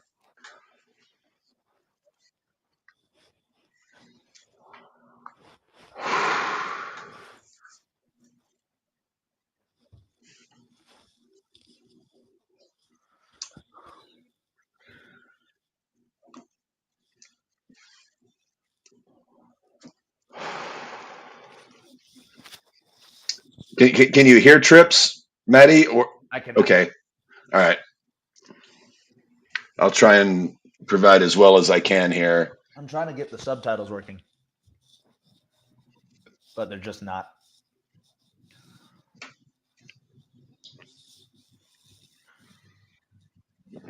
I'm still having him enter the ring. Welcome to Monday Night Raw, la di da.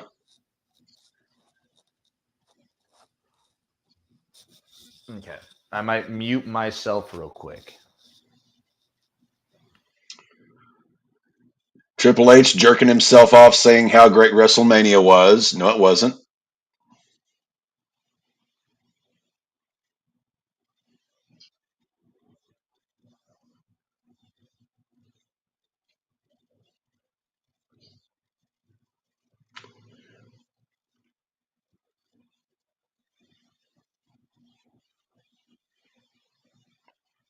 The hell it did, Hunter.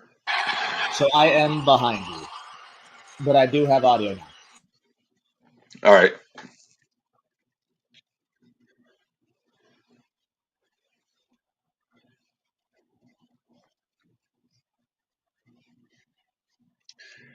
And he's putting Vince over already.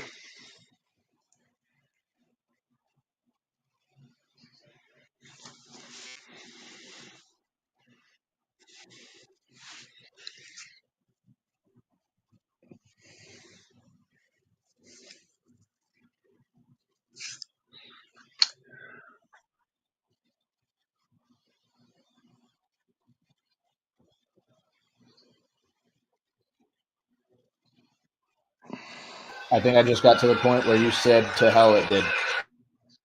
Yeah.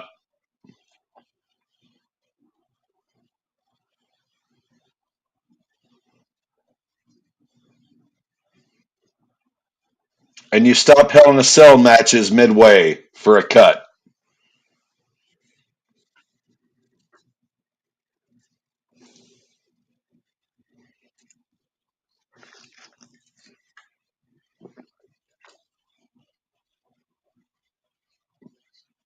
Applause to the crew. Very good. It takes a hell of a crew to pull that off.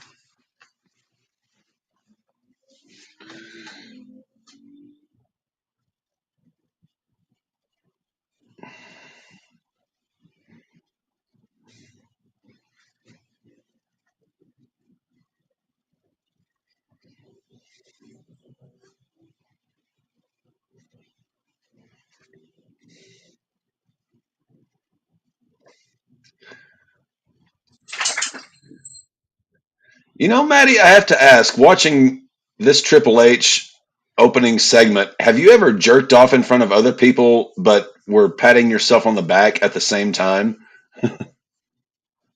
I can personally say I've never jerked off in front of anybody purposefully. Purposefully.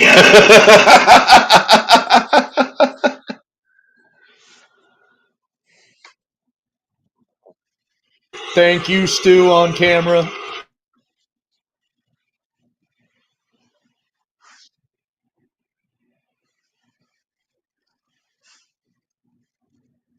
Cheap pop.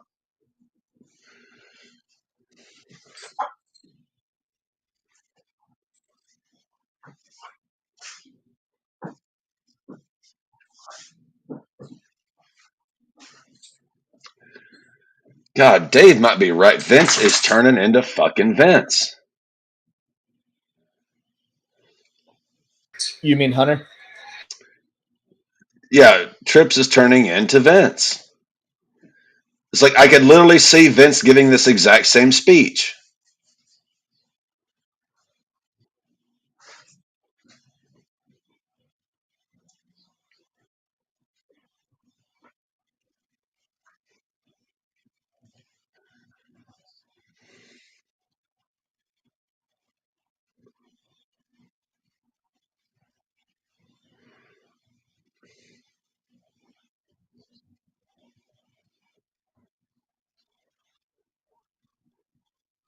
Bullshit.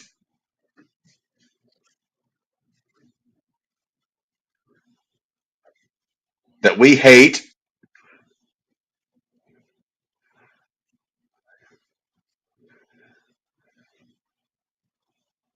Inflated the numbers. That we hate. The horse shit. Yes, you are.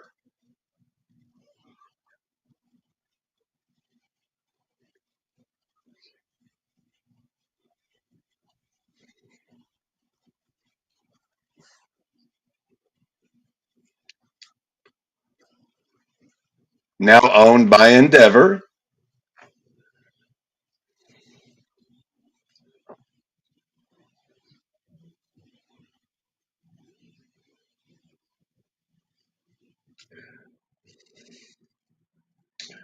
Well, you know, I could have honestly sat here and watched some porn and jerked off and had more to show for it than what I just heard from Hunter.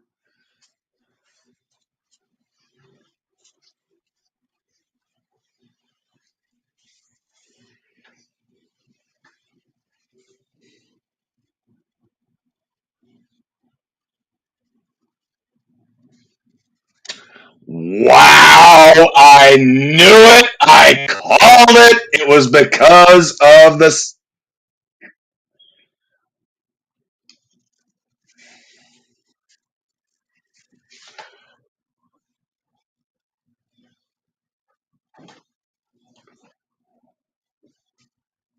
They kept the belt on him for this.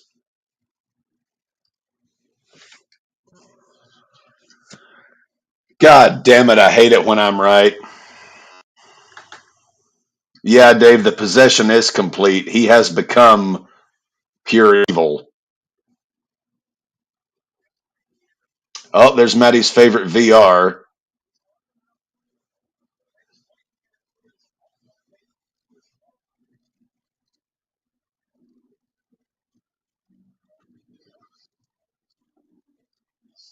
Notice Roman coming out without the Usos, just Heyman The and Solo. fucking boos as he's just announcing this.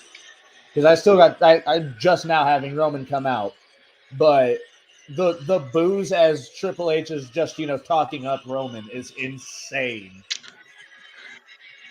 People wanted to see Cody. Son of a bitch, fucking AR, god damn it. I can't Look, escape it on the RAWBall podcast.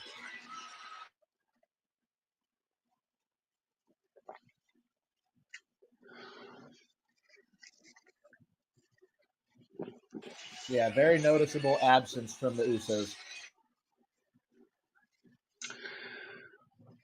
typical Roman Reigns entrance, very similar to last night with Heyman and Sikoa.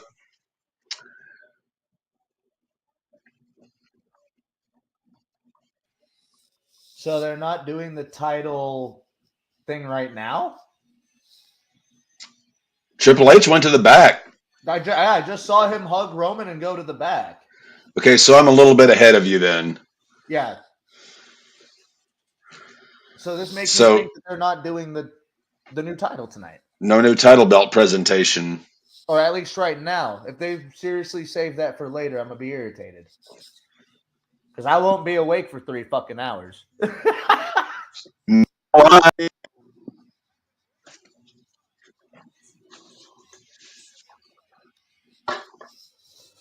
The Giants. I'm so sorry, Cap. I'm currently throwing a baseball game up. Oh! Home run Pirates over the monster 6-5 Pirates. Well, when Devin hops back on, he won't be happy. Pirates just took the lead. It's 6-1 Braves. Holy shit! What the fuck? In the top of the second. What in the name of all that is holy is happening in sports today? I'm gonna have to ask Alora if like Mercury is in retrograde or some shit like that I don't understand or believe in. But like, what in God's name is happening today? The WWE sells. We're seeing some of the craziest scores in baseball all on one day. The Phillies are running with the goddamn crew that they pulled from the street. So Acuna is a 3-run homer. Austin Riley solo homer. Ozzy Albies a 2-run homer. Fuck me running.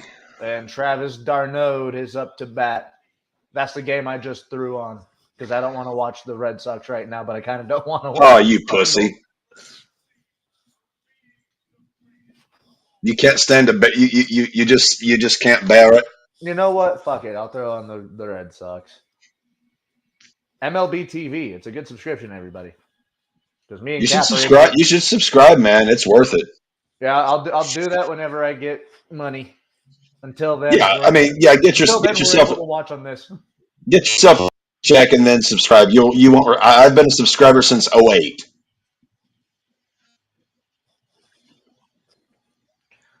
And of course, this Roman Reigns entrance has taken galaxies to fucking happen. So we're 19 minutes into the show, and we have not been privy to anything except for a Paul Levesque hand job and a I triple and a I didn't Roman even hear Reigns him entrance. say Endeavor. Like he didn't even mention anything. The only thing he was saying is we're not going anywhere. Yeah, you are. Yeah, Dave, literally from the time that we were able to get a baseball game on the screen, talk a little bit, Roman Reigns just got into the ring for me and is now just... The heat on Roman is palpable. It's incredible, dude. But I guess that's what happens when you spit in the face of Cody. Of the Rhodes name again. pissed Are on. you shitting me? Another home run, Reynolds. Get him the fuck out of there. Oh! Get down! 7-5 Pirates. Get Crawford the fuck out of there. If he has thrown 80 pitches in 4 innings, you need to get him the fuck off the mound. Send him to fucking the minor leagues. Oh, Cody's coming out. Okay, I'm interested. I'll let you know when Cody comes out for me.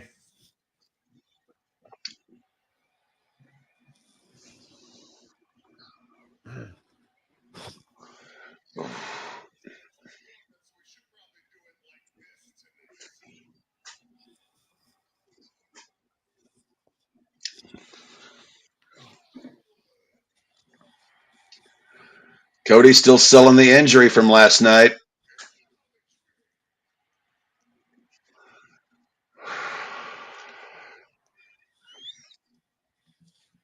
All right, now I got Cody coming out. That was like a whole fucking minute in between. I like that Cody has the pocket watch. I dig that.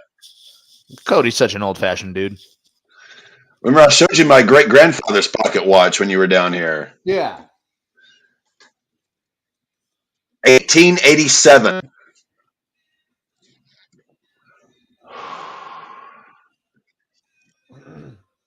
Carlos Santana still plays. Yep. Last season, he's still hitting bombs. 87 pitches, they're still not making a change. 88 pitches in 4 innings. 89. No, in 3 innings, he hasn't even gotten an out yet. No, he's got 2/3.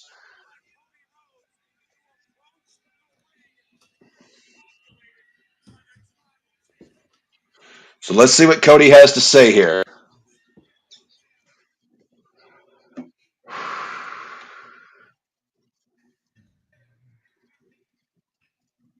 Heyman holding Koa back.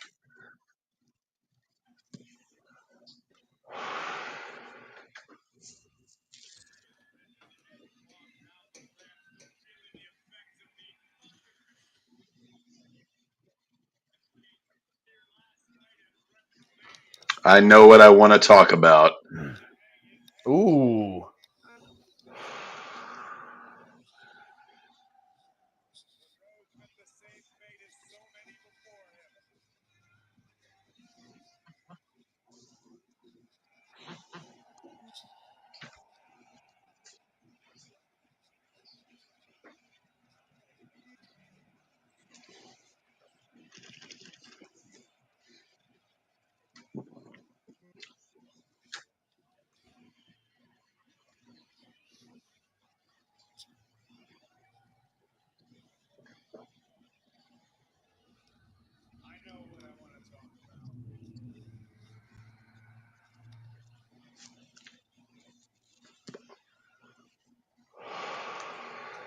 Turning out a lot differently for me than I anticipated, than I think a lot of people might have anticipated. I thought I would be standing here undisputed WWE Universal Champion.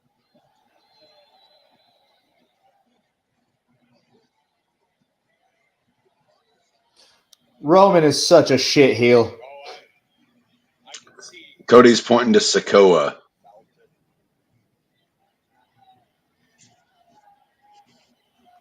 I'll acknowledge this. Last night at WrestleMania 39 in the main event, we were the better. Last night I had you.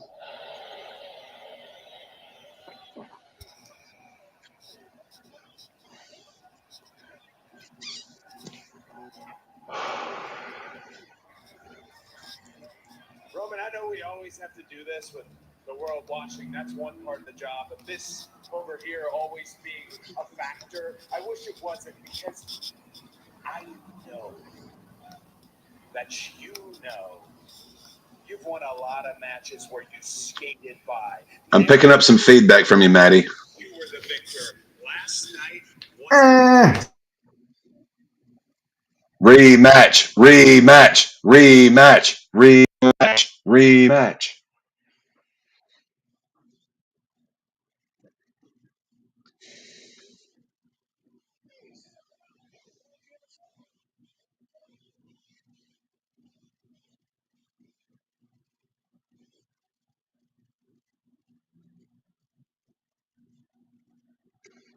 Crowd is chanting rematch.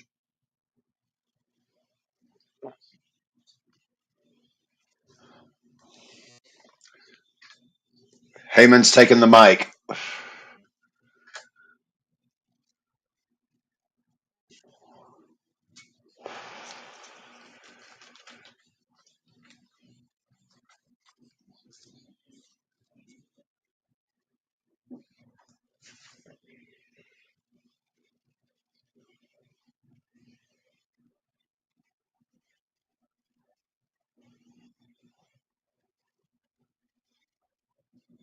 When would you like this hypothetical rematch?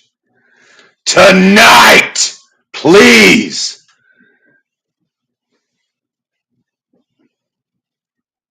Tonight!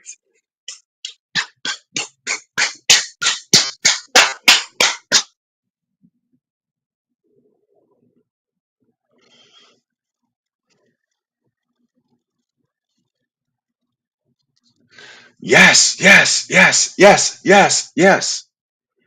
Reigns says no.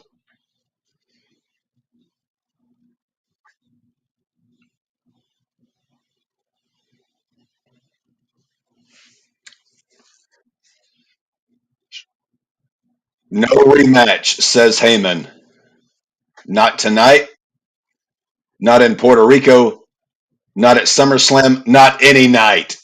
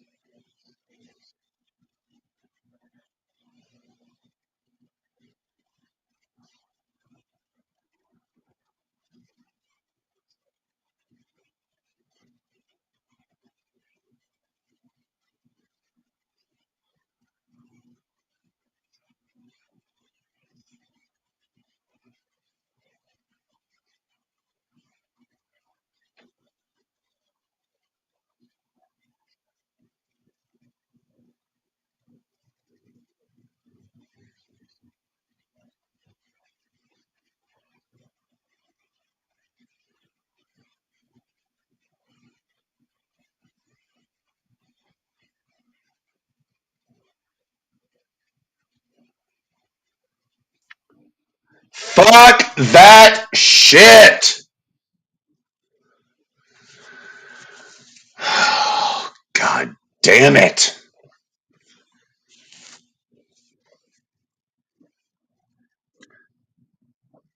Roman's scared.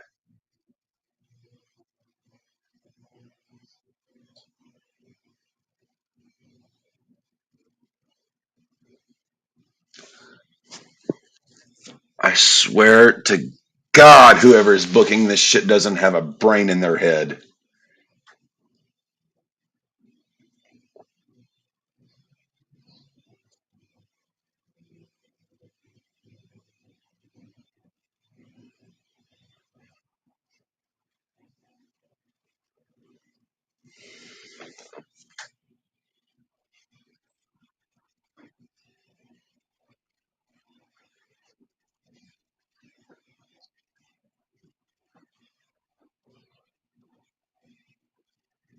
So he'll only face Cody if he's got Solo.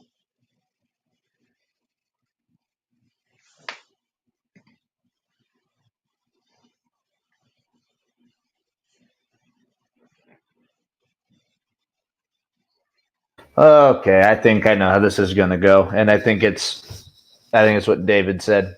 There's going to be this. I'm interested Yeah. I'm interested in the mystery partner, though. I'm not going to lie.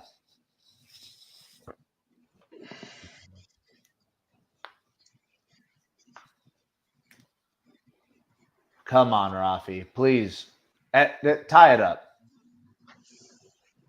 It's the bottom of the fourth, and it's 7-5, dude. What are these games?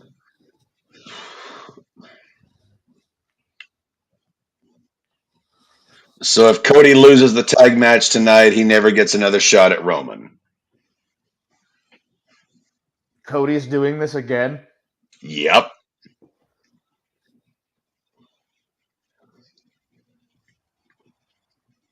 Dude, who the fuck is Cody's partner going to be? It's got to be somebody that is going. I'll shit myself. Is it really Brock?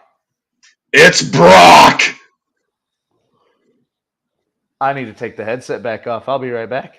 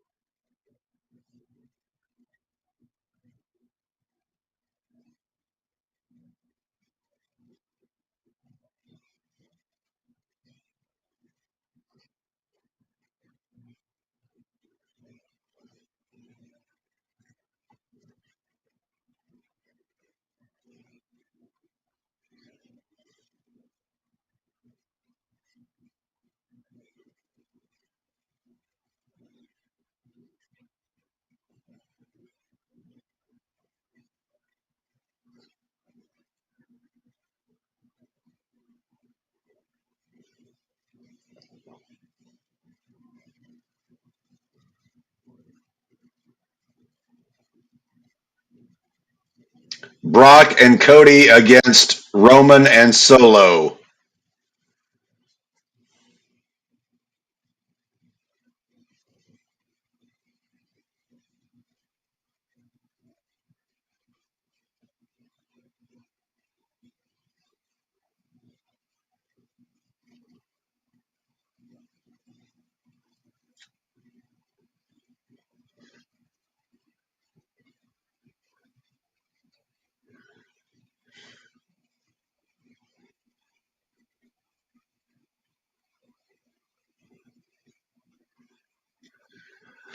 So instead of getting Cody and Roman main event night after, we get a tag match to where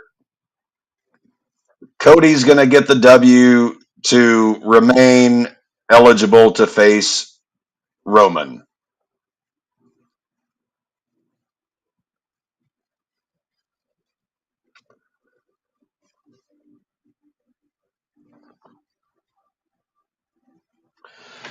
Oh, for the love of Christ.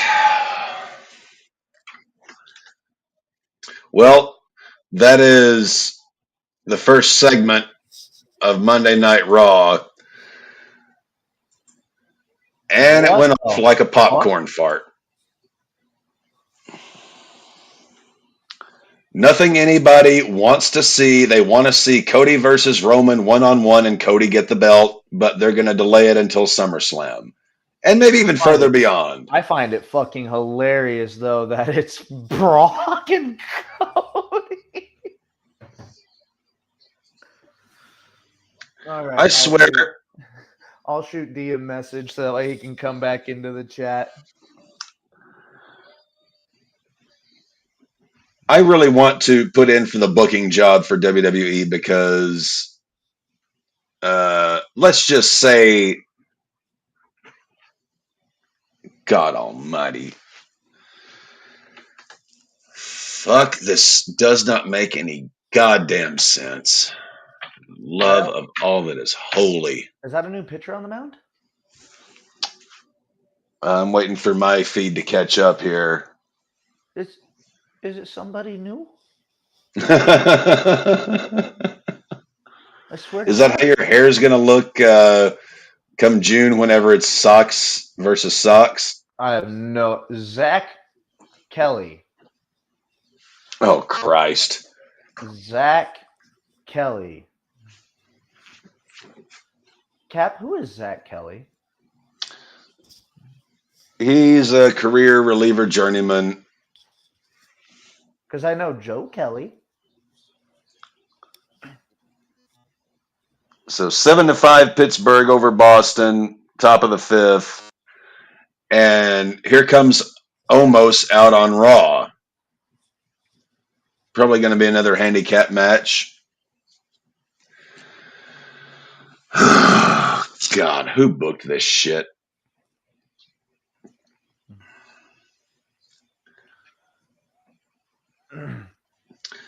You know, you can put him over 3, 4, 5, even a half dozen jobbers. It doesn't close the fact that he got his ass whipped by a guy whose ass he should have whipped in 5 minutes. Bro, how the fuck was that a ball? That was a strike.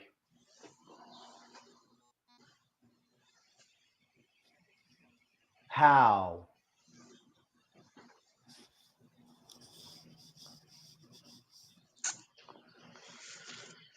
Are you shitting me, bro? Is this man's knees up to his fucking chin? Is that why you're not calling these? Oh. So let's take a look at the scores right now. Braves are up 6-1, bottom of the third, over Dev's Cards.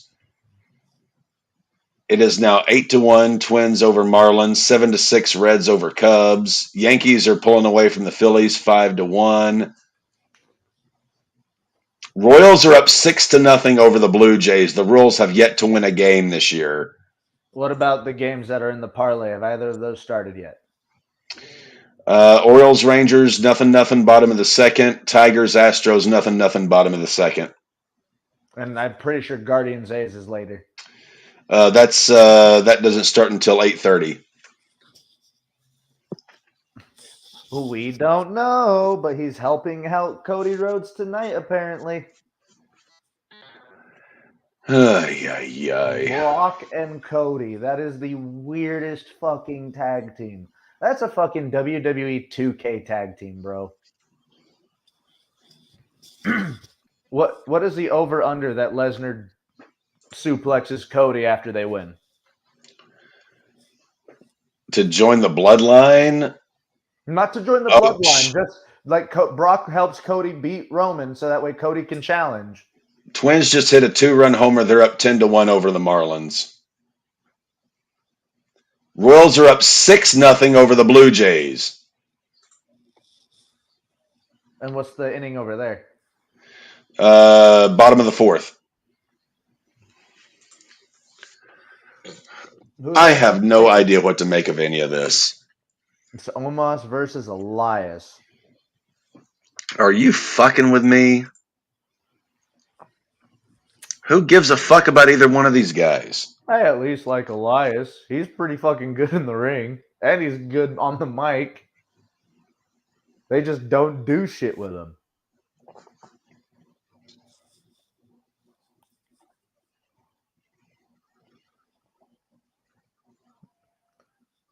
Like, if you want to see some genuine fucking heat from more modern wrestlers, Kevin Owens and Elias in Seattle. Did you ever get a chance to see that promo, Cap? No, I didn't. It's worth going and finding because And almost squashes Elias. I'm sad about that. I like Elias. Come on. Oh, no. Okay. Okay, I didn't see it get caught. I was like, guys, where the fuck did the ball go?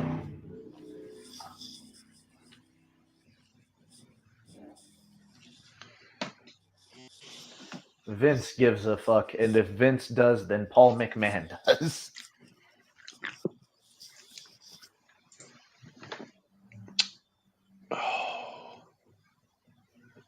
Okay, so Tigers and Astros just started. Tigers are up 2-0. Come on, Astros. You can't lose to the Tigers. Royals 7-0 over the Jays, top of the fifth. Twins 10-1 over the Marlins. Reds up 7-6. Yankees are up 7-1 on the Phillies. What in the actual blue fuck is happening today? David, remember all those under 3 minutes I mentioned earlier? Oodles of them tonight, it looks like.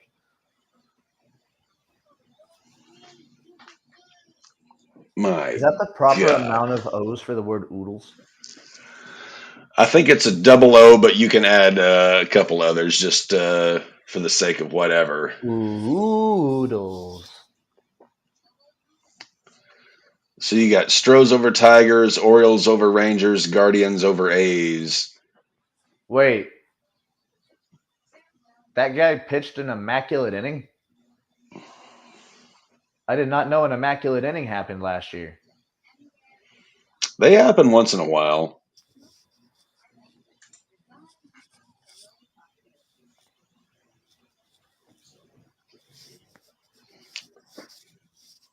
Good sweet Jesus.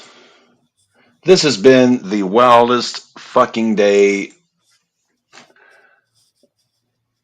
I mean, we know tonight's going to be a totally fucked escapade now that, we're not going to get Roman Cody one-on-one running it back the night after Mania because Brock needs a payday.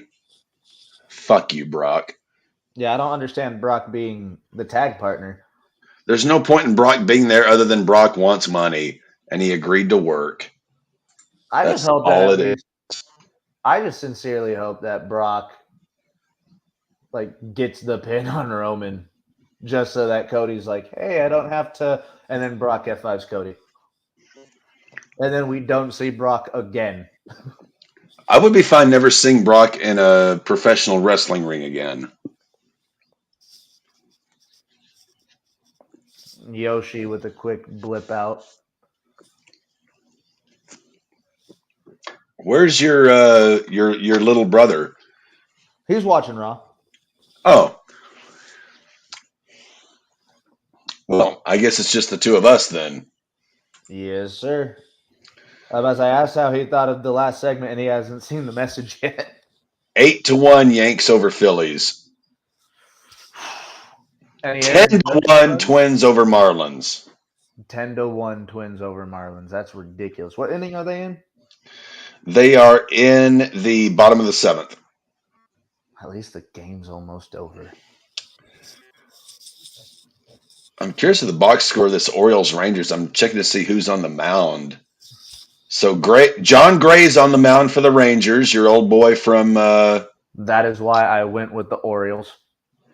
And the Orioles have already switched pitchers. Are you shitting me? They went with the Rays. They did the opener. They've got Colombe in. Bradish started the game. Colombe is in. Okay. John Gray, 2 innings pitched, 2 hits, no runs, 3 strikeouts. Well, here's hoping that we start getting some pop in those bats. With the diehards for WWE, there is literally nothing they could do that would not find a way to make it seem good. I'm starting to maybe agree with you, Dave. I literally think I think Paul is maybe as tone deaf as Vince. They literally just don't care what the fans want to see. They're just going to do what they're going to do because they know they're going to make money regardless because people are going to continue to pay to watch them. Infield single for the Red Sox. Yep. I'm not having much faith with the bats tonight. I mean, you've put up 5 runs, but you've allowed 7. That's your fucking problem. Yeah. I was going to say, our pitching is problem number one. But problem number two is I think our team is only good for these short spurts where we get like 5 runs here.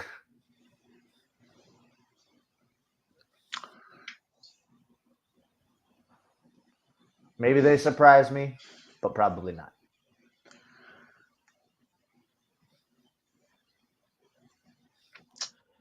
Let's see. I'm looking at Orioles Rangers. So yeah, Gray's allowed 2 hits, but Struck out how many? 3 Ks through 2 1/3. Matthew Boyd is on the mound tonight for the Tigers, pitching a shutout against the Astros. With Matthew, never mind. I jinxed it. Did they score? No, Tigers got a hit. It was looking like a no-hitter from the Tigers, but they got a hit. Yay. Come on, Astros. Make me money.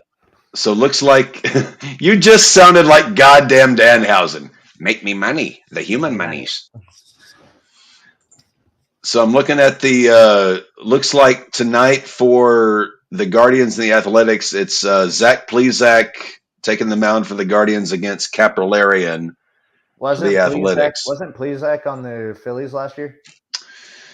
Plesac, I believe, has been with the Guardians for a while. Capillarian came up through the Oakland minor league system.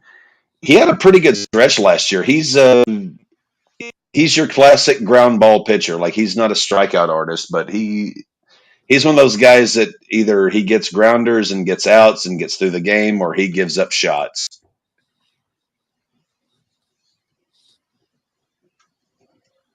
And there goes Tristan Casas with a strikeout. He looks like the rejected Jonas brother. I'm a sucker for you.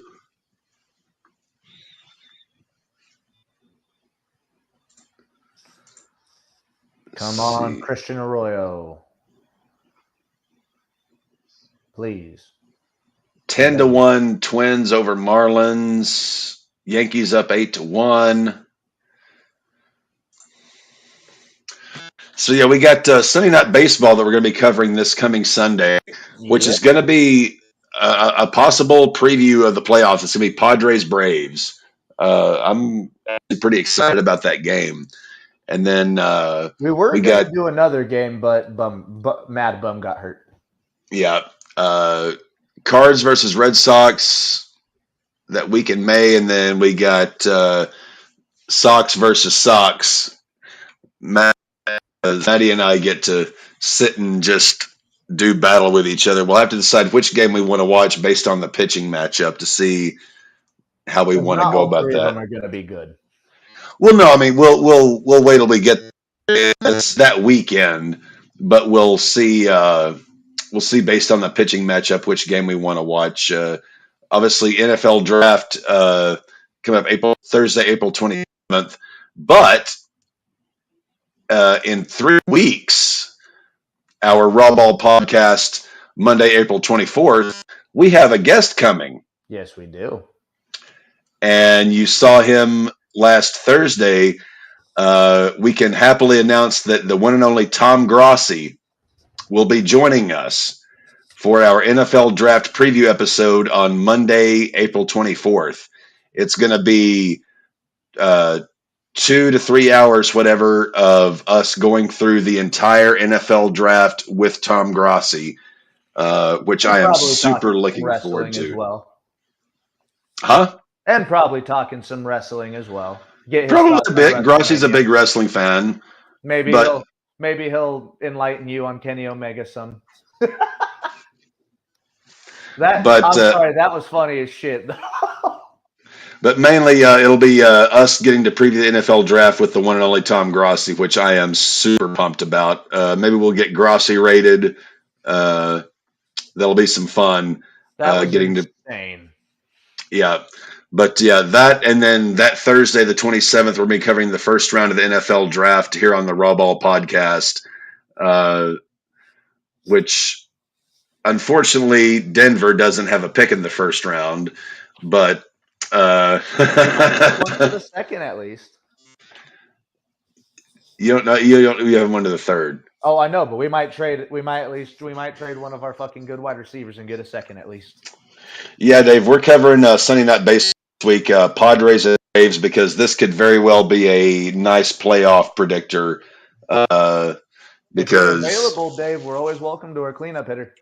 absolutely, because pretty much the National League at this point is Padres, Braves, and maybe the Cardinals. Because I have no faith in the Mets. Means they're going to flip over.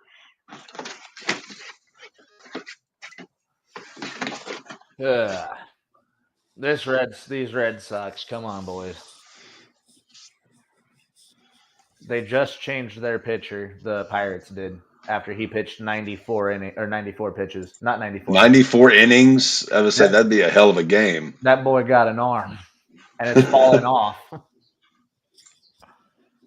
Dowry Moretta. Who is that? And is he good? I have never even heard of him. Blue Jays finally got on the board. Braves still up 6-1. Middle of the third. Hey, Gray got through another scoreless inning. He's pitching a shutout. All right, then looks like we've got Dave on for Sunday as well. Watch some baseball with our cleanup hitter. Yeah, it's ESPN Sunday Night Baseball, 6 p.m. Central Time, which is be 8 p.m. I believe Dave's time. Yeah, Padres Braves. Going to be they're playing a weekend series, so it'll be Friday, Saturday, Sunday. But let's actually look at the pitching matchups. Let me pull up the schedule Yeah, here. look at your wrestling real quick. Look at the feud we're about to get. I'm pulling up Raw. Ray and Theory.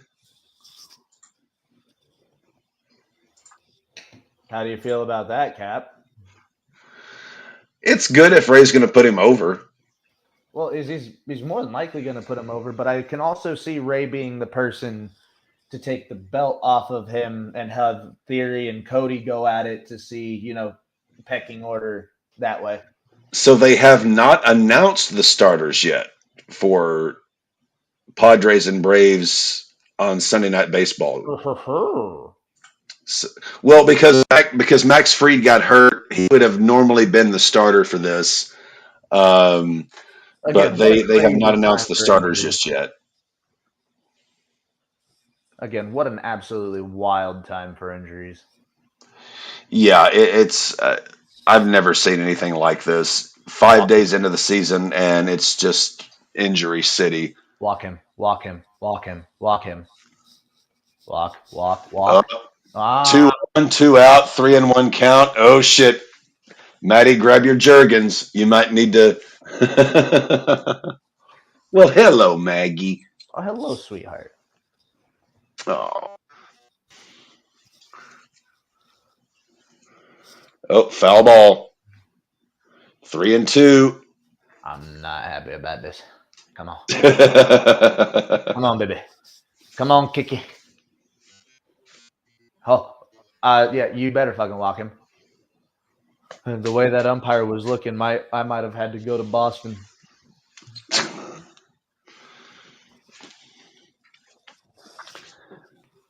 And yep, outside. Takes his base. Look at Dave's comment. I'm as excited for Ray versus Theory as I would be for a 3-course meal consisting completely of rice cakes.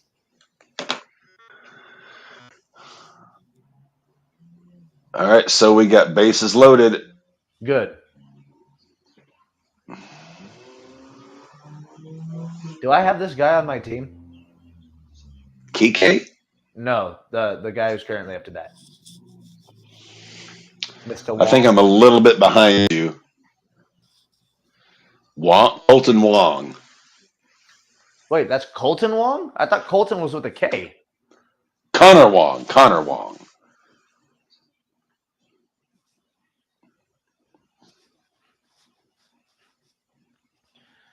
Come on, Kana-san. If they're Japanese or have a great mustache, Maddie is all in. Well, it looks like he could have an immaculate mustache if he shaved the beard. Come on, Connor. Matt, you look about as frazzled right now as I've ever seen you look. It's been a long day. I haven't showered yet. I got home literally 15 minutes before we started.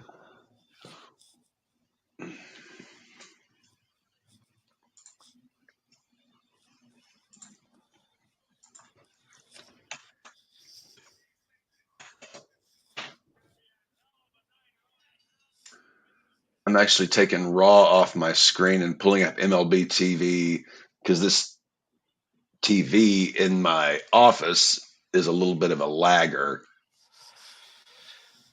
Son of a bitch.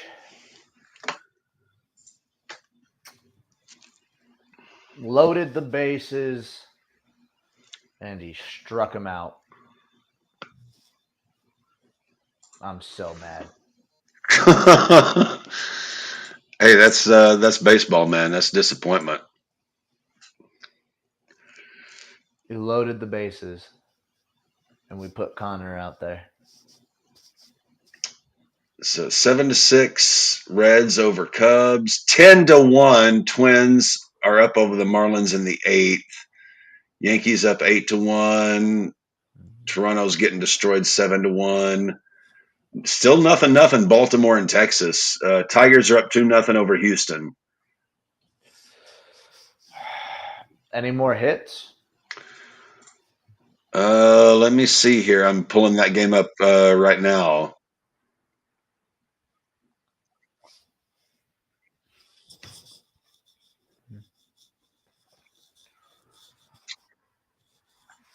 Well, it's Texas, so I'm blocked. Let me pull up the Understandable. scores. Rangers Orioles.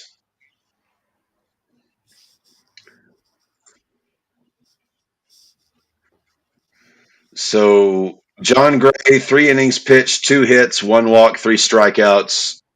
Still got a shutout going. Does Scherzer have 2 different colored eyes? Not that I'm aware of. On the day that he pitched his 200th career win, he had 1 blue eye and 1 eye was either dark brown or completely black. Well, no, he had. I believe there was a game where he caught a ball to the eye and got a shiner. Well, it wasn't like a black eye. Like the colored part of it was the only thing that was discolored, and it was like black or dark brown. But I was pretty sure that Scherzer was a clear blue eye boy.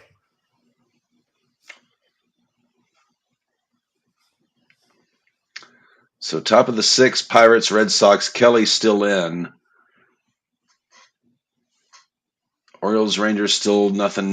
Bottom of the 3rd. Is that fucking Colin Cowherd? No. I was watching the Red Sox. I thought it was Colin Cowherd, but no, it's not. Well, I'll be a son of a bitch. Well, I'll be a blue-nosed gopher. Like, Cap.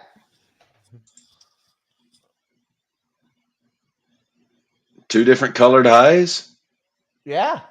Holy shit on a shingle. One is brown, the other is blue. That is absolutely crazy. So Castro's up 7-5. Like Trying to pull this back up on my TV here because I just now noticed because dude straight looked like a fucking T2000 from the fucking Terminator series. Cap's going to relieve some ballast. I'll be right back. No worries. Yeah. Come on. Zach Kelly back up out on the mound. I'm just looking forward to the end of this game.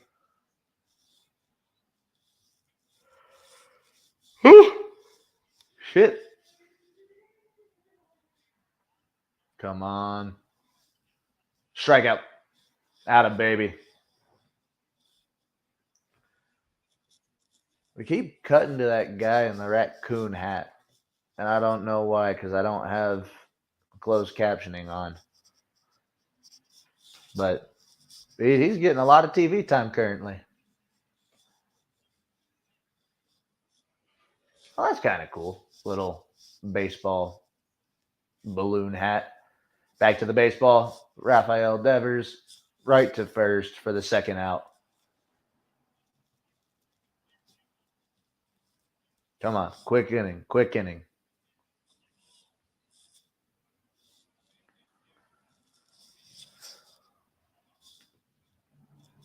Yeah, Dave. The match was Omos and Elias.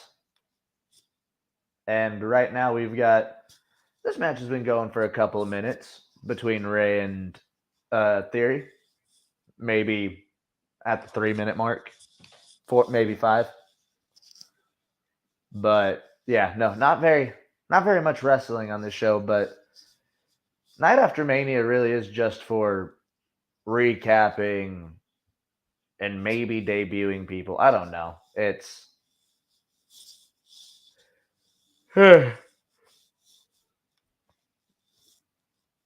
time is a cruel mistress, Dave. The longer I've watched wrestling, the worse some of these Night After Manias have gotten.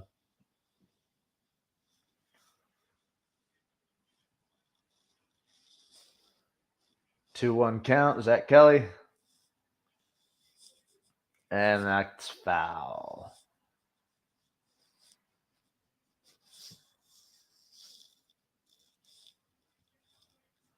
All right. 2-2 count. 2 outs. No men on. Zach Kelly, please get us back up to bat.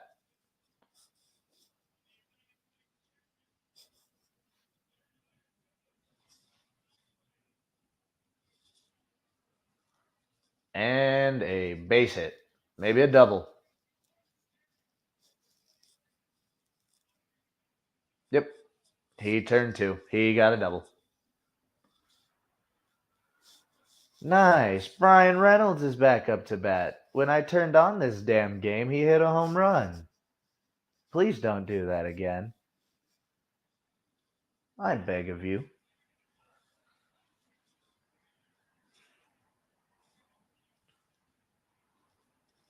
Yep, we're calling out another pitcher.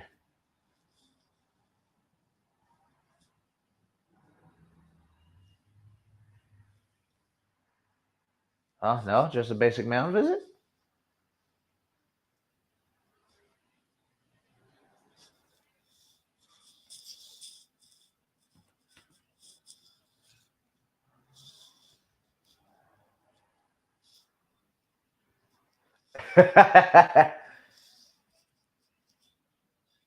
They said it was supposed to be a commercial-free first hour.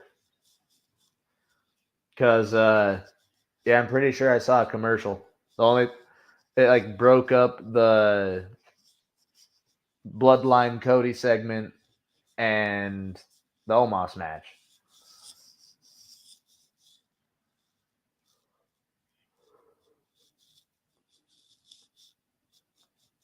Reynolds is the third player to hit homers in 3 straight games against the Sox in interleague play. That's nice. Go fuck yourself.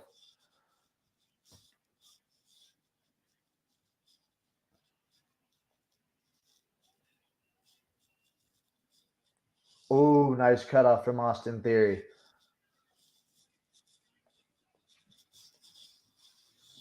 Got a little 3-screen action going right now.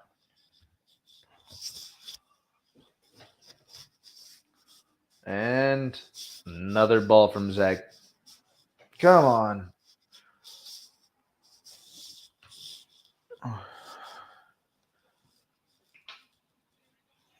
Please? Yes. David has a very good point here. We can definitely use Brett Reynolds or Brian Reynolds. We can definitely use him. I was actually having a really funny thought there. I was listening to Maddie talk about watching Sox. It's like a man just it's like listening to a man who is so resigned to his fate that he just Absolutely. It's so sad. Literally, listening to you talk about the Red Sox is literally Castellanos to left. Yeah.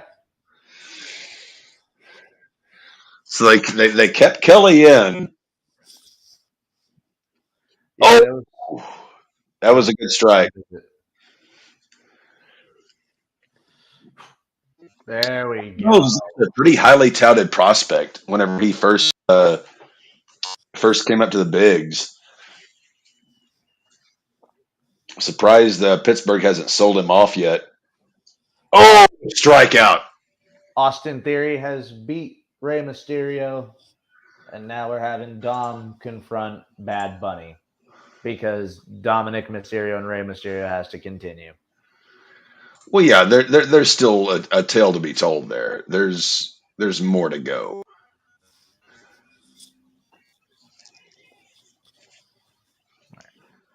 Cap, is there anything else that we should plug before we sign off? We still got a shutout going from John Gray.